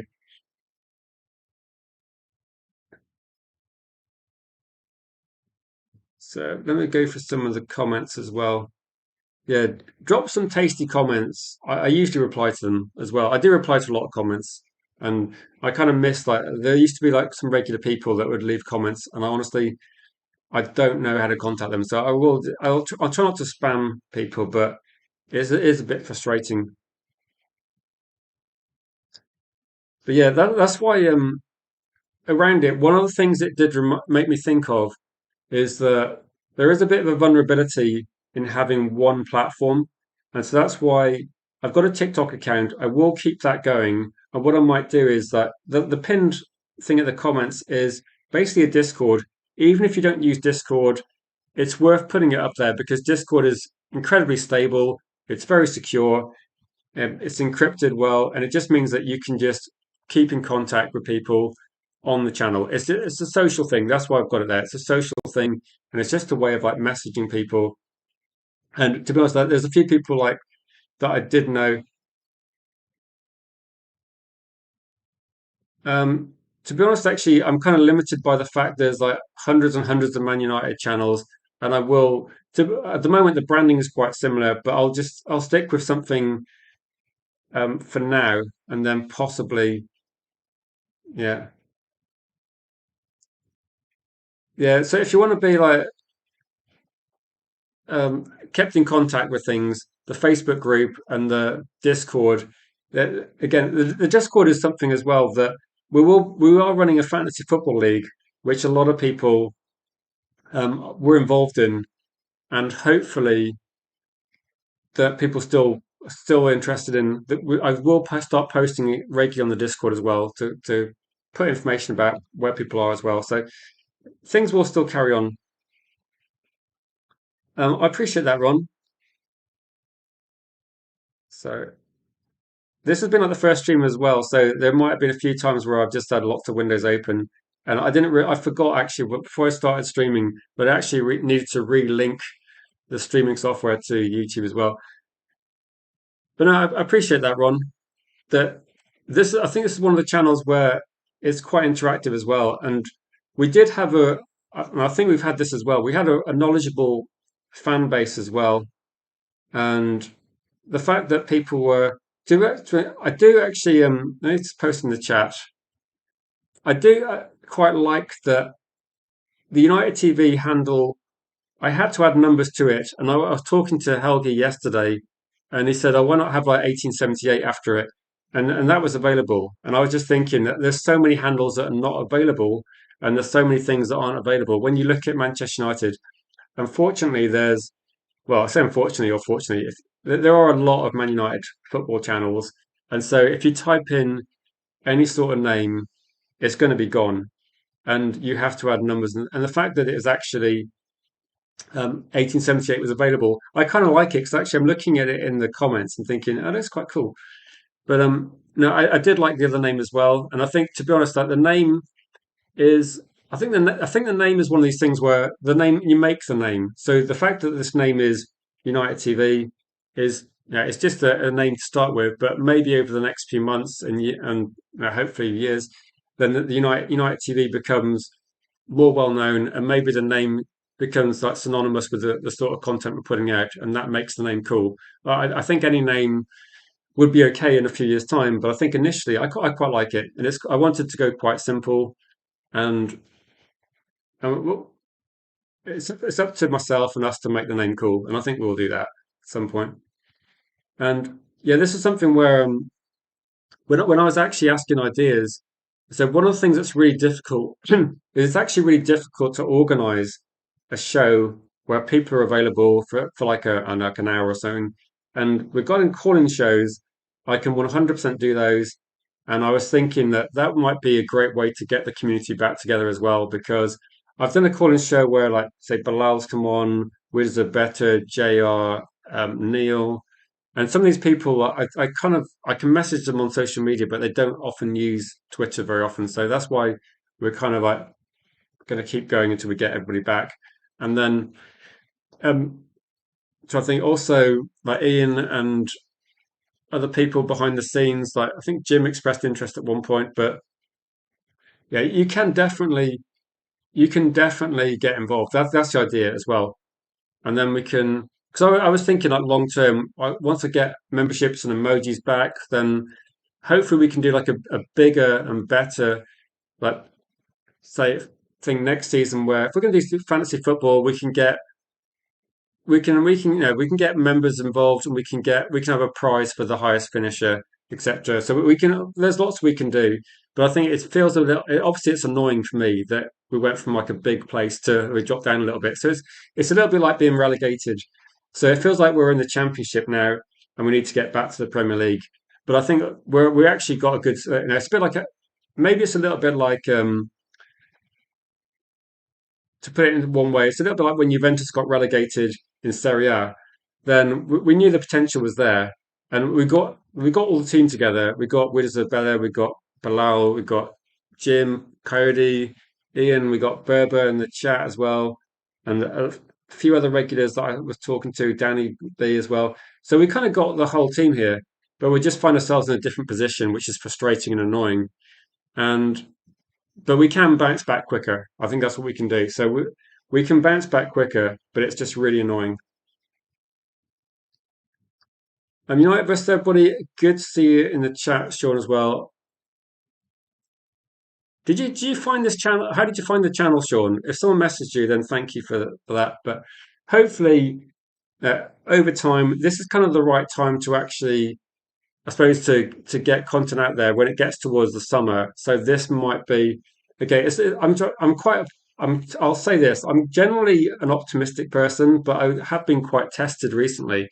But the optimistic thing I've got is that it's not going to take years and years to get back to where it was. Like it's going to be getting back quicker and it's basically because of you guys, and it's because of the community, and because I was the sort of person that would get involved with other channels. And actually, I was on United versus everybody. It's the last time I was live was maybe I think it might have been like a week or 10 days ago before I was been away for the last week, and that sort of thing helps massively. So it's like Tactical Devils as well.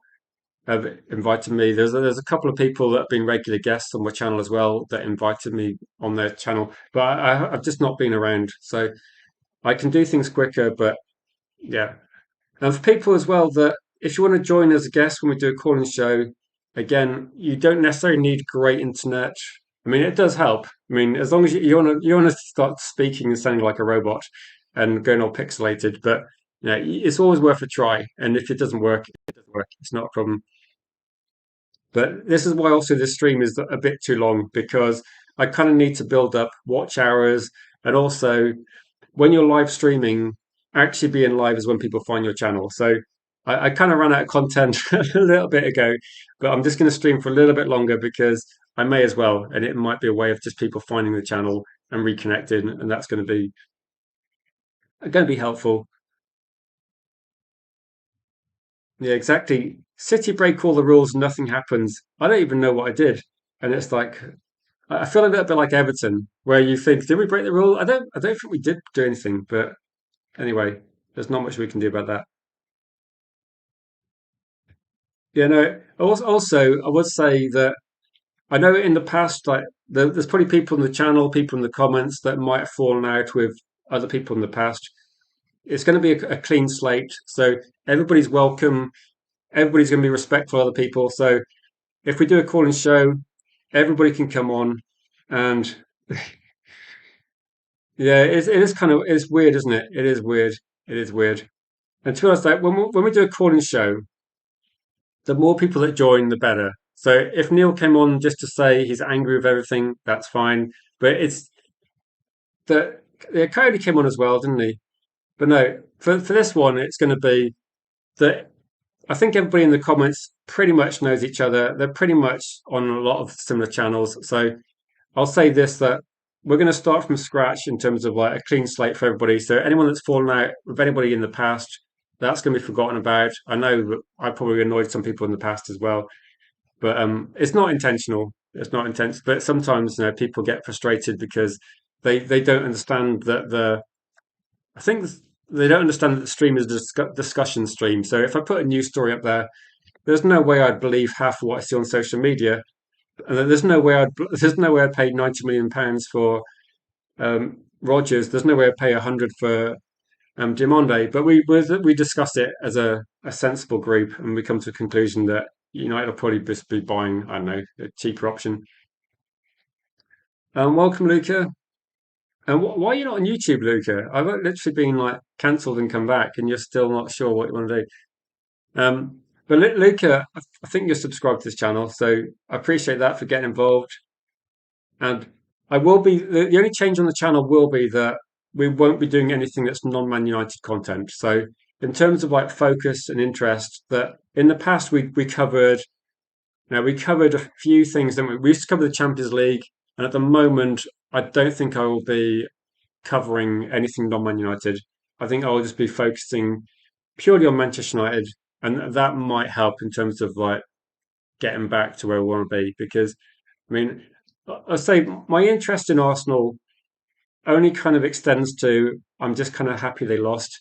But no, I appreciate you getting involved, Luca, and also Luca. I know you'll be welcome on a calling show as well because you've been a good calling guest in the past as well.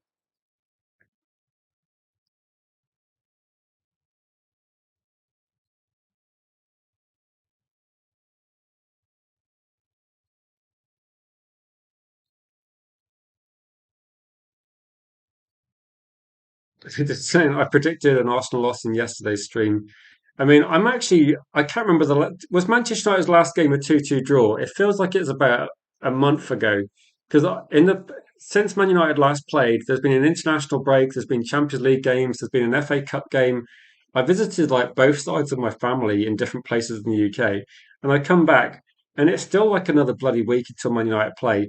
It's in terms of like taking a break, which it feels like it has been. I feel like I've literally missed no football, and it's still ridiculous, isn't it?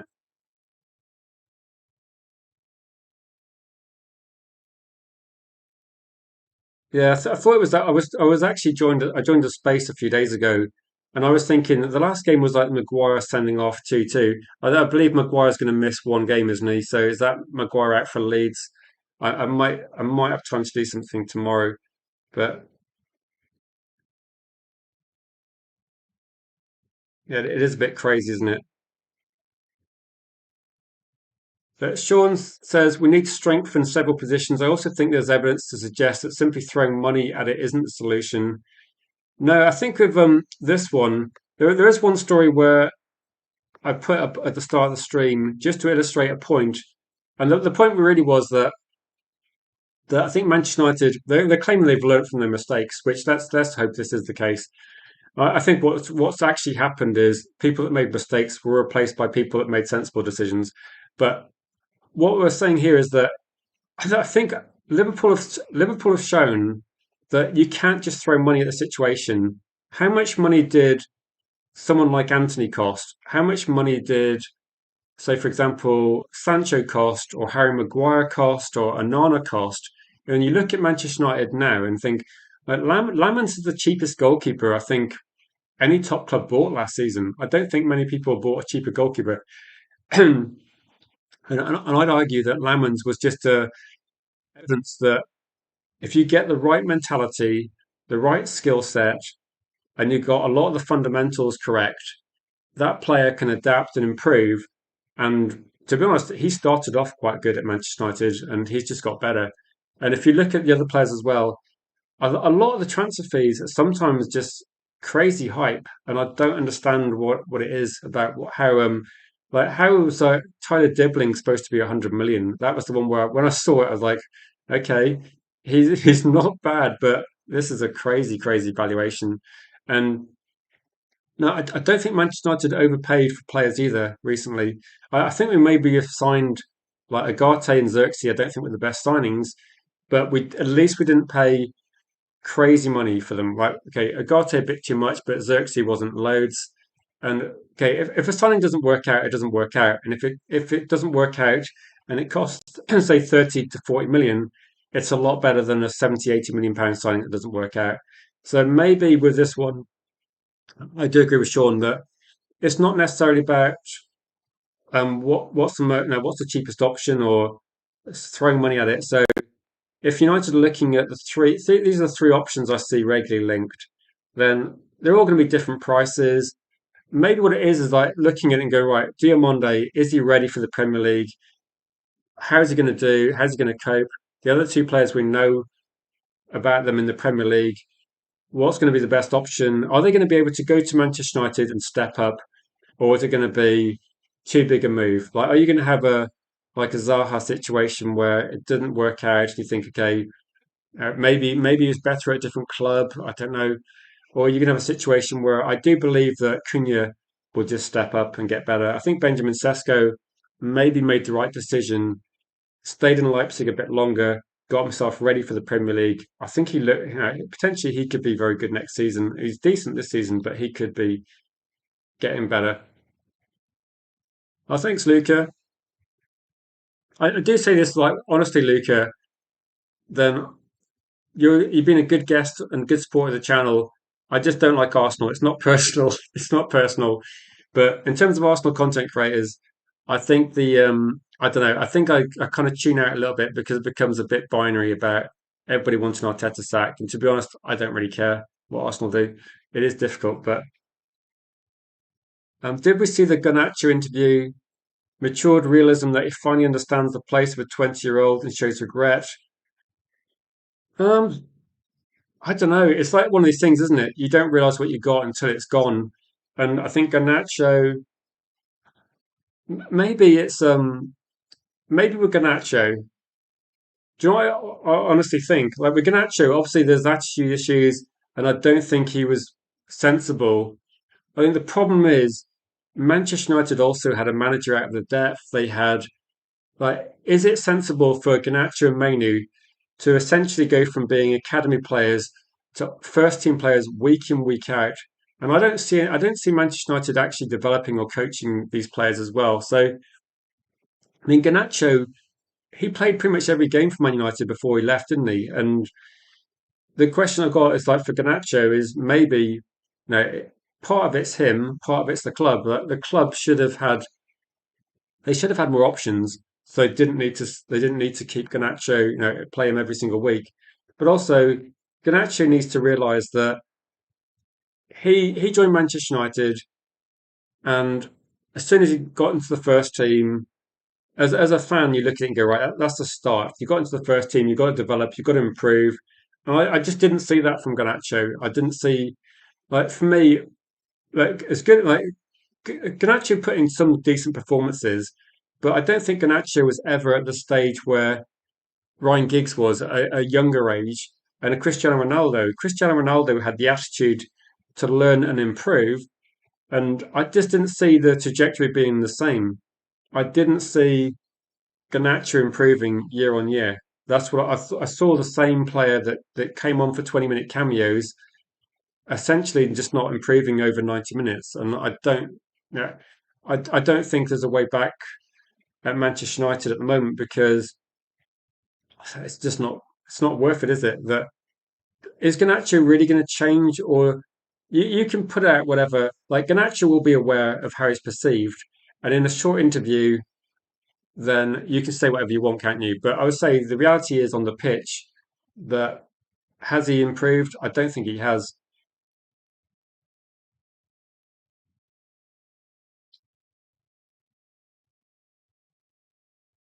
Yeah, I think we definitely need players. Like 5 or 6 feels like a minimum, but I don't think United need to spend crazy money on this one.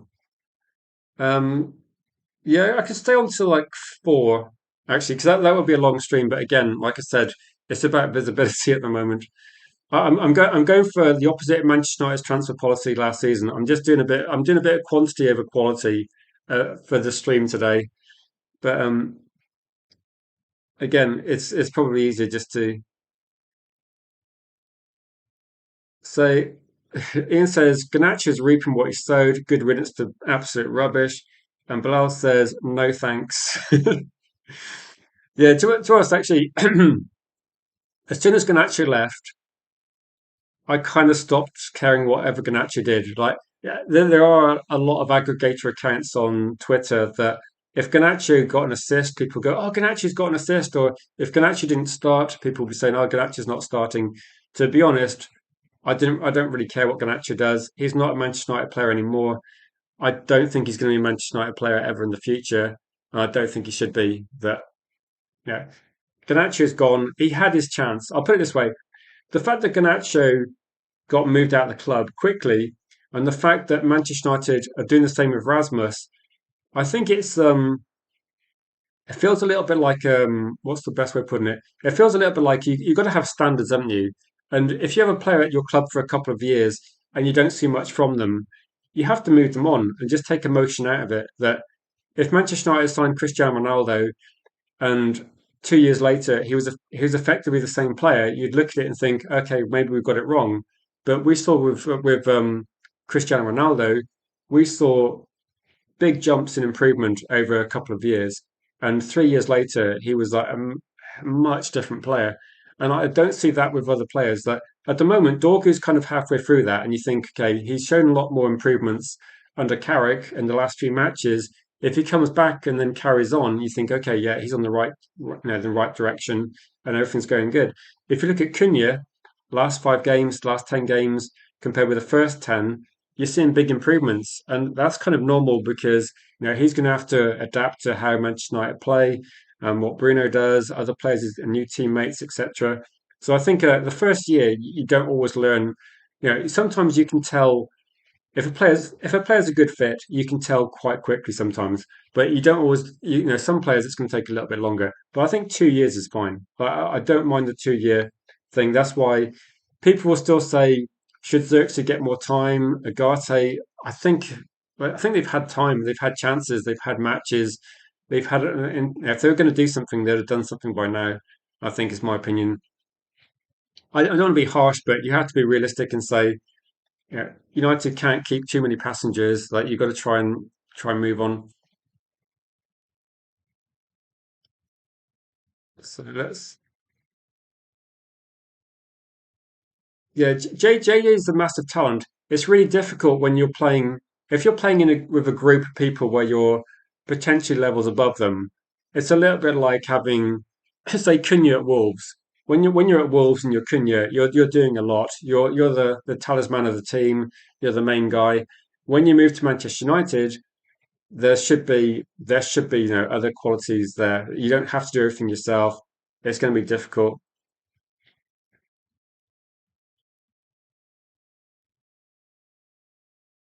So don't forget we're losing more money if we don't get a new sleeve sponsor and training. Yeah, the training kit sponsor. I was just thinking Man United would. One thing I did read somewhere, I think Manchester United's training kit sponsor brought in about the same amount of money as Aston Villa's main shirt sponsor.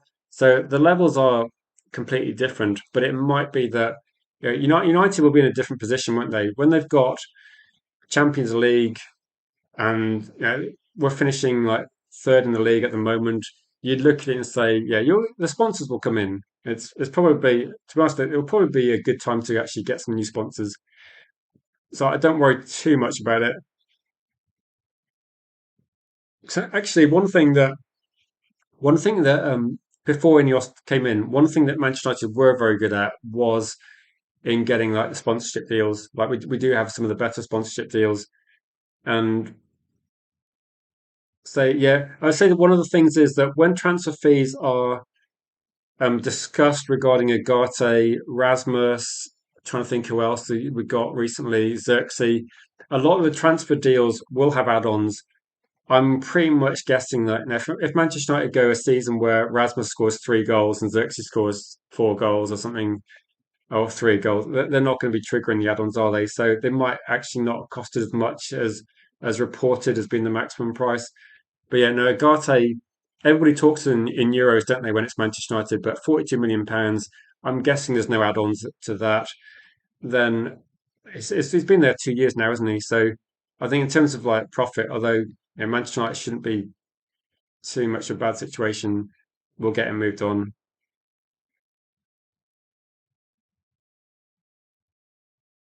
So Agate has been a disappointment. I really thought we bought the warrior we needed. I know I was trying to be positive for Agate because we were at the time we just kept saying we should be getting Neves instead, but PSG are buying a better player.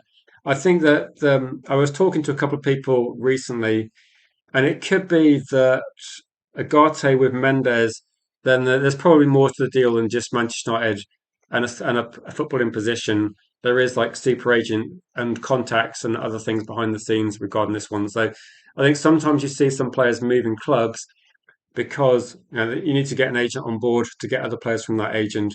And it might be that Agate seems to be one of these players that does get moved around a lot. I don't know where Agate should go. I did actually mention this a couple of nights ago in a space where I said maybe like you look at different leagues and think like it didn't work out in France, not working out in the Premier League.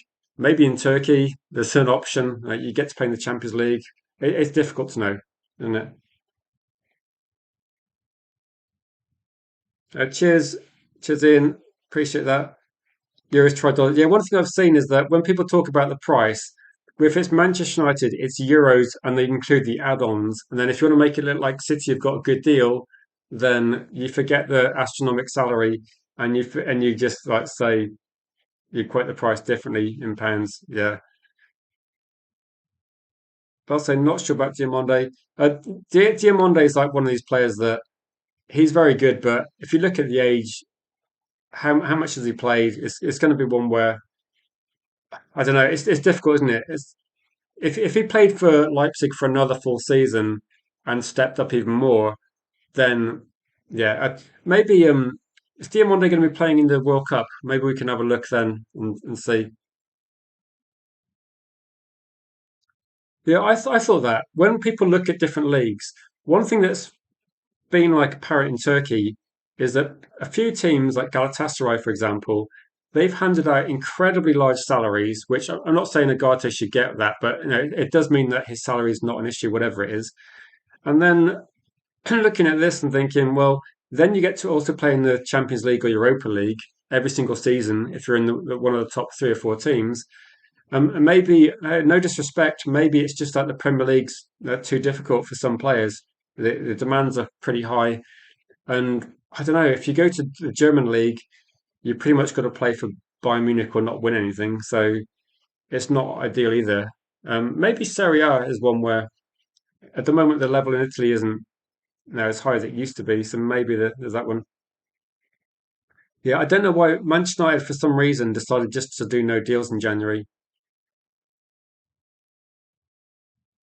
And to be honest, I did say this as well. So if we need to sell a guy to be above 25 million, I think it can happen.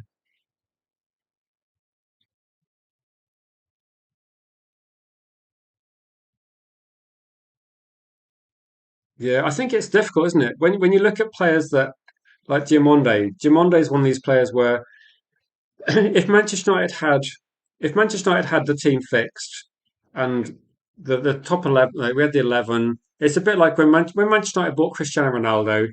We had Van Nistelrooy, we had Beckham, we had all of the things in there to win games and win trophies and contest for leagues. And Cristiano Ronaldo had a few years to develop. Like Cristiano Ronaldo, his first season, it was a lot of step overs. Second season, more assists and things, but it probably took about 3 to 4 years before we saw the goal scorer, Cristiano Ronaldo. And at the moment, I don't think Manchester United have got the leeway to have a player developing. Say, in terms of attacking players at the moment, we've already got kind of the first team players, haven't we? So I think if you're looking for a player, then Rogers or Ndiaye would make more sense over the next 2 or 3 years.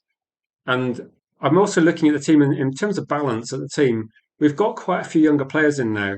And I think if you've got another younger player in there, you've got Dorgu, you've got the defensive players are quite young. The goalkeeper's young. I think you need a bit of a balance as well and have a few more experienced players. So I kind of agree with Blau at the moment regarding that. Also, it's difficult, isn't it? But also, it's not priority. So I don't think we should be spending like crazy money on these positions either. Like, we should be focusing on midfield and really hammering midfield in terms of like getting, making sure we get as much, making sure we get as much quality into that midfield as possible. And that's got to be the aim of the window for sure. So, about last 5 minutes, people got some comments and questions. So Diamande got no love. I think he's just expensive, isn't he? He's just expensive, and people just don't know how well he's going to work out. It's tricky, isn't it? Maybe one of the last points is: are people genuinely happy if Michael Carrick stays as head coach? Because at least in terms of, and I'm looking at Sean's comment here, at least in terms of like doing business, which it's going to be a difficult season next season. The World Cup is going to take a lot out of players after what has been. If you also look at this season, a lot of top players they're playing more games in Europe. They're then going to play an extended World Cup. Then we're going to have limited time in pre-season. Then we're going to start a Premier League campaign. The sooner Man United can get deals done, the better. And if we're faffing about looking for the next head coach, is that going to make it more difficult to? Because if you're a football player looking at Manchester United as an option, if Manchester United haven't even decided who the head coach is going to be, it's going to make it difficult for you to go. I want a piece of United, isn't it? It's going to make it for some players. If Man United are looking at, so if we're looking at players, but also Manchester City are looking at players, and Liverpool might well be looking at similar players, and there's potentially going to be a few changes at the top clubs. Is it possible that Manchester United are actually better off keeping Carrick and just saying that Carrick's staying, coaching system staying, players will know what to expect, and maybe it just makes it a bit easier. That's what I'm thinking. Um, I'll say this. I don't think I don't think my opinion's changed. If that's a question to me, I don't think my opinion's changed on Michael Carrick because we haven't played for 3 weeks, have we? I've seen nothing from Michael Carrick to suggest there's any sort of issue. I've said this to people recently. I have no idea how well Michael Carrick will cope with 2 games a week, and we're not going to know that until we actually have to do that. I don't know how the squad's going to cope either. but I don't know how other managers that have never managed in the Premier League would cope with coming to Manchester United and also trying to do the same thing. But I don't know. At the moment, it seems like I don't see the problem. At the moment, I don't see the problem with Michael. Michael Carrick has done really well. Who am I starting on Monday? Um, I'm probably starting. I'm guessing like regarding the players available. Have we got actually any defenders available apart from Heaven and Yoro? Because if Martinez is injured, De Ligt's injured, and Maguire suspended, then I guess we're having Luke Shaw and Dallo, Lamont as our back five, and then I'm guessing the team picks itself unless there's any injuries. That I would probably be starting Benjamin Sesko. If Dorgu's back, I don't know. He would start.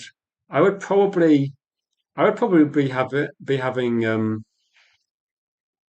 I would like to start with like obviously Bruno in front of Casemiro, Mainu, and then have Cunha and Buemo, Sesko as my front three. But I suppose what we've seen recently, I suppose assuming everybody's back, I think that's what we might be seeing.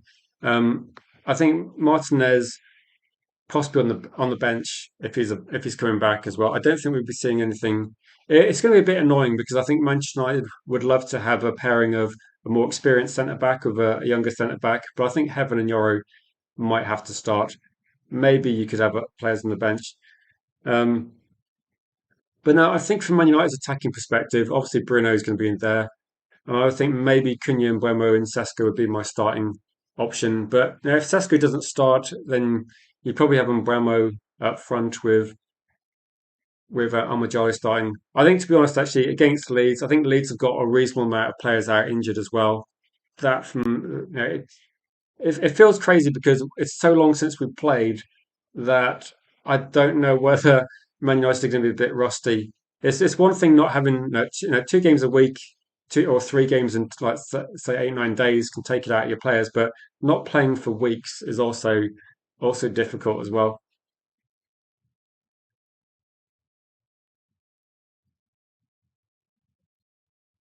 So yeah, I don't know what to expect to be honest. You read that Martinez may start. I think if Martinez is available to start, Manchester United might be keen to start him just because now it's a bit of experience. I mean, it gets against Leeds as well, isn't it? So for the fans and myself, it kind of means a bit more than other games as well. And Leeds are in a, I mean, based on the league position at the moment, Leeds are in. They got a reasonable. They got quite a good chance of staying up in the league. So any points, like Leeds, will, I'm sure will take a draw out of this game just to keep points ticking over, and it's going to be a difficult game.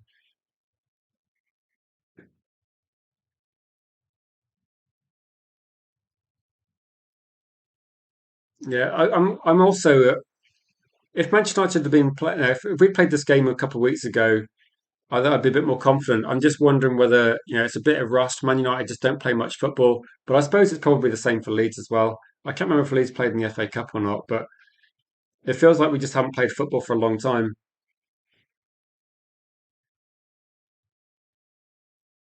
But I'm about to wrap up. Everyone's got some questions. It looks like Dorgu's unavailable. Yeah, to be honest, I think with Dorgu, given that we've actually got loads of players in those positions up front, I don't think it's a big issue.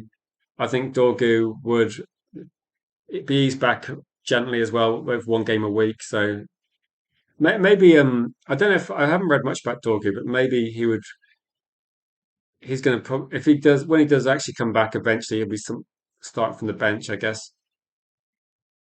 But no, it's a shame because Dorgu was looking really good for a couple of games before he got injured, and then we kind of like did so much of him.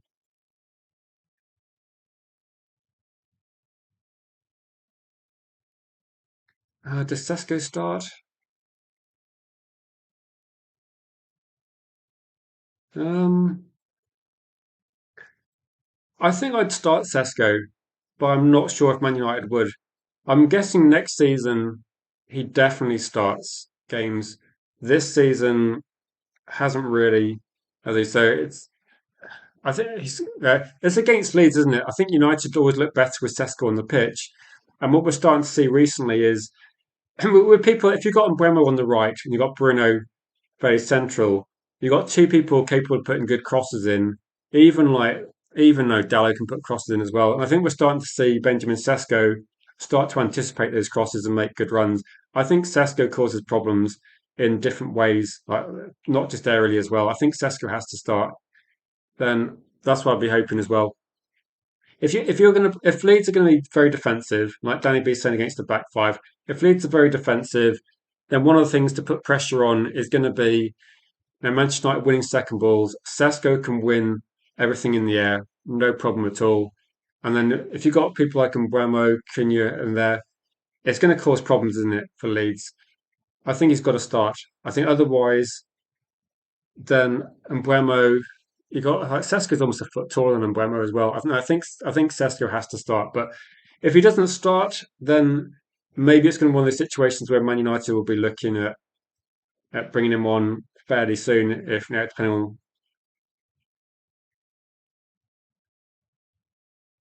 As Danny says, yeah, I think he does have to start. Um, Dallo can put a cross in. It's. I will say this, okay. Dallo actually put in, say, a couple of. There was a game recently. I can't remember which one it was. Whether it was like the game just prior to the Bournemouth game, where Dallo put in a couple of good crosses, and there was no no one there. It seems weird actually. In recent games, Man United have been putting in quite good crosses without Sesko on the pitch, but no, I think it's one option where no, I'm never going to sit here and say Dallo is a good player, but he's kind of somewhat dependable. And at the moment, until Man United buy better replacements, he's going to still be featuring the team. Although I think if you got, I'll say if you got Mbeumo on the right, then he's going to be a lot more effective than Amad Diallo at getting crosses in. So, but I think it's something that even though most things are going to go for Bruno Fernandes, aren't they? So it's going to be him putting in hopefully most of the deliveries. But I think you've got to have Sesko on the pitch because he just occupies defenders, doesn't he, and causes problems. And I don't see the benefit of. I'm just looking and I'm just thinking if Leeds are defending deep, I think we're better with Sesko. But so Solly says I don't mind if Sesko's introduced late, changes up the game. Yeah, sometimes you look at it and think that a lot of Premier League football recently. I watched the first half of the game or the first 30 minutes, and it's almost like Man United against Arsenal, for example. They don't really, the game wasn't really won in the first 30 minutes, was it? Man United just defended, and sometimes it's about what impact you got off the bench. And that's why I didn't mind when Sesko was on the bench. I don't mind when Cunha's on the bench, and I didn't mind when we saw, like, we've seen all these players come off the bench and do things. To be honest, Sesko almost scores every game he starts on the bench, so I don't mind. Sometimes I used to quite like, as a rule, I quite like pacey players for a bench introduction. So if we're looking at players on the bench, I quite liked it when Cunha came off the bench against City, caused them massive problems. And I don't mind Alma Jolo coming off the bench as well as someone that can run against tired players. When the game maybe gets stretched as well, sometimes the game gets a bit more stretched. Depending on how the game goes, we saw against Everton that very, very cagey in the first sort of 60 minutes and the last half an hour very open. So I don't mind it. It's going to be whatever Manchester United think is going to be the best option. If they think Leeds is going to be very tight, hard to break down, what do you think is going to be the best option on sort of 60 minutes? Is it going to be bring on Benjamin Sesko, bring on Amad Diallo, Cunha? I think Mbeumo nearly always starts, but either way, it's not the worst problem in the world, is it? So Mbeumo or Amad Diallo, I think Mbeumo is there for his work rate early on, that he just does a lot early on. And I think Mbeumo will always start at the moment, mainly for off the ball stuff as well. But yeah, if Leeds are, there's one of these things, isn't it? If Leeds were behind and the game gets stretched, then we've actually seen from open play, Benjamin Sesko is incredibly fast as well. So to be honest, you can make an argument for either one, and it's not a big issue. I remember, I think Ahmad Jallo and Mount came on in the European match last year and changed the game. So I think it's going to be absolutely fine either way. I mean, let's hope that Leeds don't turn up in this one game. That would be disappointing. But guys, I'm gonna have to head off. if you enjoyed the stream or if you want to help, then please post a like on the video, and also if you can leave a comment after we finish live. If you missed any as well, if you want to rerun the stream as well, that will help as well. That'll tell YouTube that it's not nonsense rubbish. And I do appreciate this. We will be trying to ramp things up a bit, but the main thing is to try and reconnect with everybody that used to be regular. I think probably about 80% of people were involved today. A lot of people I recognize, which is great to see. And big thanks to everybody for taking 2 hours out of the day to talk about Man United. And, and if people got suggestions, the Discord is there for everybody to get involved with. We've got the fantasy football thing running in there. Suggestions, anything people want to see as well. It's probably going to be the format of Manchester United playing Leeds on Monday. We will be doing a reaction after that with regular guests, which we've had on for most matches now. Whether we do something before the match, I'm not sure. Something during the match, I'm not sure. But we'll be gradually ramping things up. I mean, we might be trying to cover a bit more things, but the focus will always be Man United. And at the moment, considering we just don't play football much, it is annoying, isn't it? We don't play many games of football, so we will be trying to fill the gaps in with news-based stuff. And I don't want it to be relentless streaming, talking about the same sort of things, but it does seem to be like, yeah, people are going to watch whatever's trending. So we're going to be looking at, what's been discussed. But if you want to shape the content, as always, if there's things you think we should discuss, please get involved in either the Discord or the Facebook group or message me on Twitter, because otherwise I'll just be choosing things based on what are people going to be looking for on YouTube, what things are people discussing about Manchester United. If I go too vague and just pick a random story that no one's really talking about, it might not be the best approach. So it's probably going to be transfer stuff to start with, but um, I'm open to discussing other things, whether it's like even like sort of tactical things after the match, match reviews. Maybe we can do the match stream like always after the match where we discuss the match, do some player ratings, but then maybe the day later we can do like a call-in show and discuss it. So I maybe we'll try and ramp up the call-in shows a little bit and try and make it a little bit more of a community feel channel where people can, obviously watch the main streams, get involved in the conversation, but also maybe open it out a little bit more and say people can get a bit more involved, even like for 5 minutes, just to have a say. But anyway, guys, thank you for watching. Big thanks as always, and make sure like you leave a comment on the video after it finishes, just to say to YouTube, this is like good stuff. Actually, maybe you should send it to more people. Thanks as well. Also, thanks Sean as well for tuning in near the end as well. Big up to you. Thanks for letting me come on a couple of weeks ago, and hopefully we'll catch up with all you guys very soon. I don't. I will do call-ins. Quiz is like a phenomenally time-consuming to arrange, which is difficult. But I'll see what I can do. And take it easy, guys, and we'll catch you guys hopefully in the next one, maybe tomorrow, but 100% on Monday. 100% on Monday. And saying, guys, get involved in the Discord where I will stream details when I'm live, and we will catch you as soon as possible.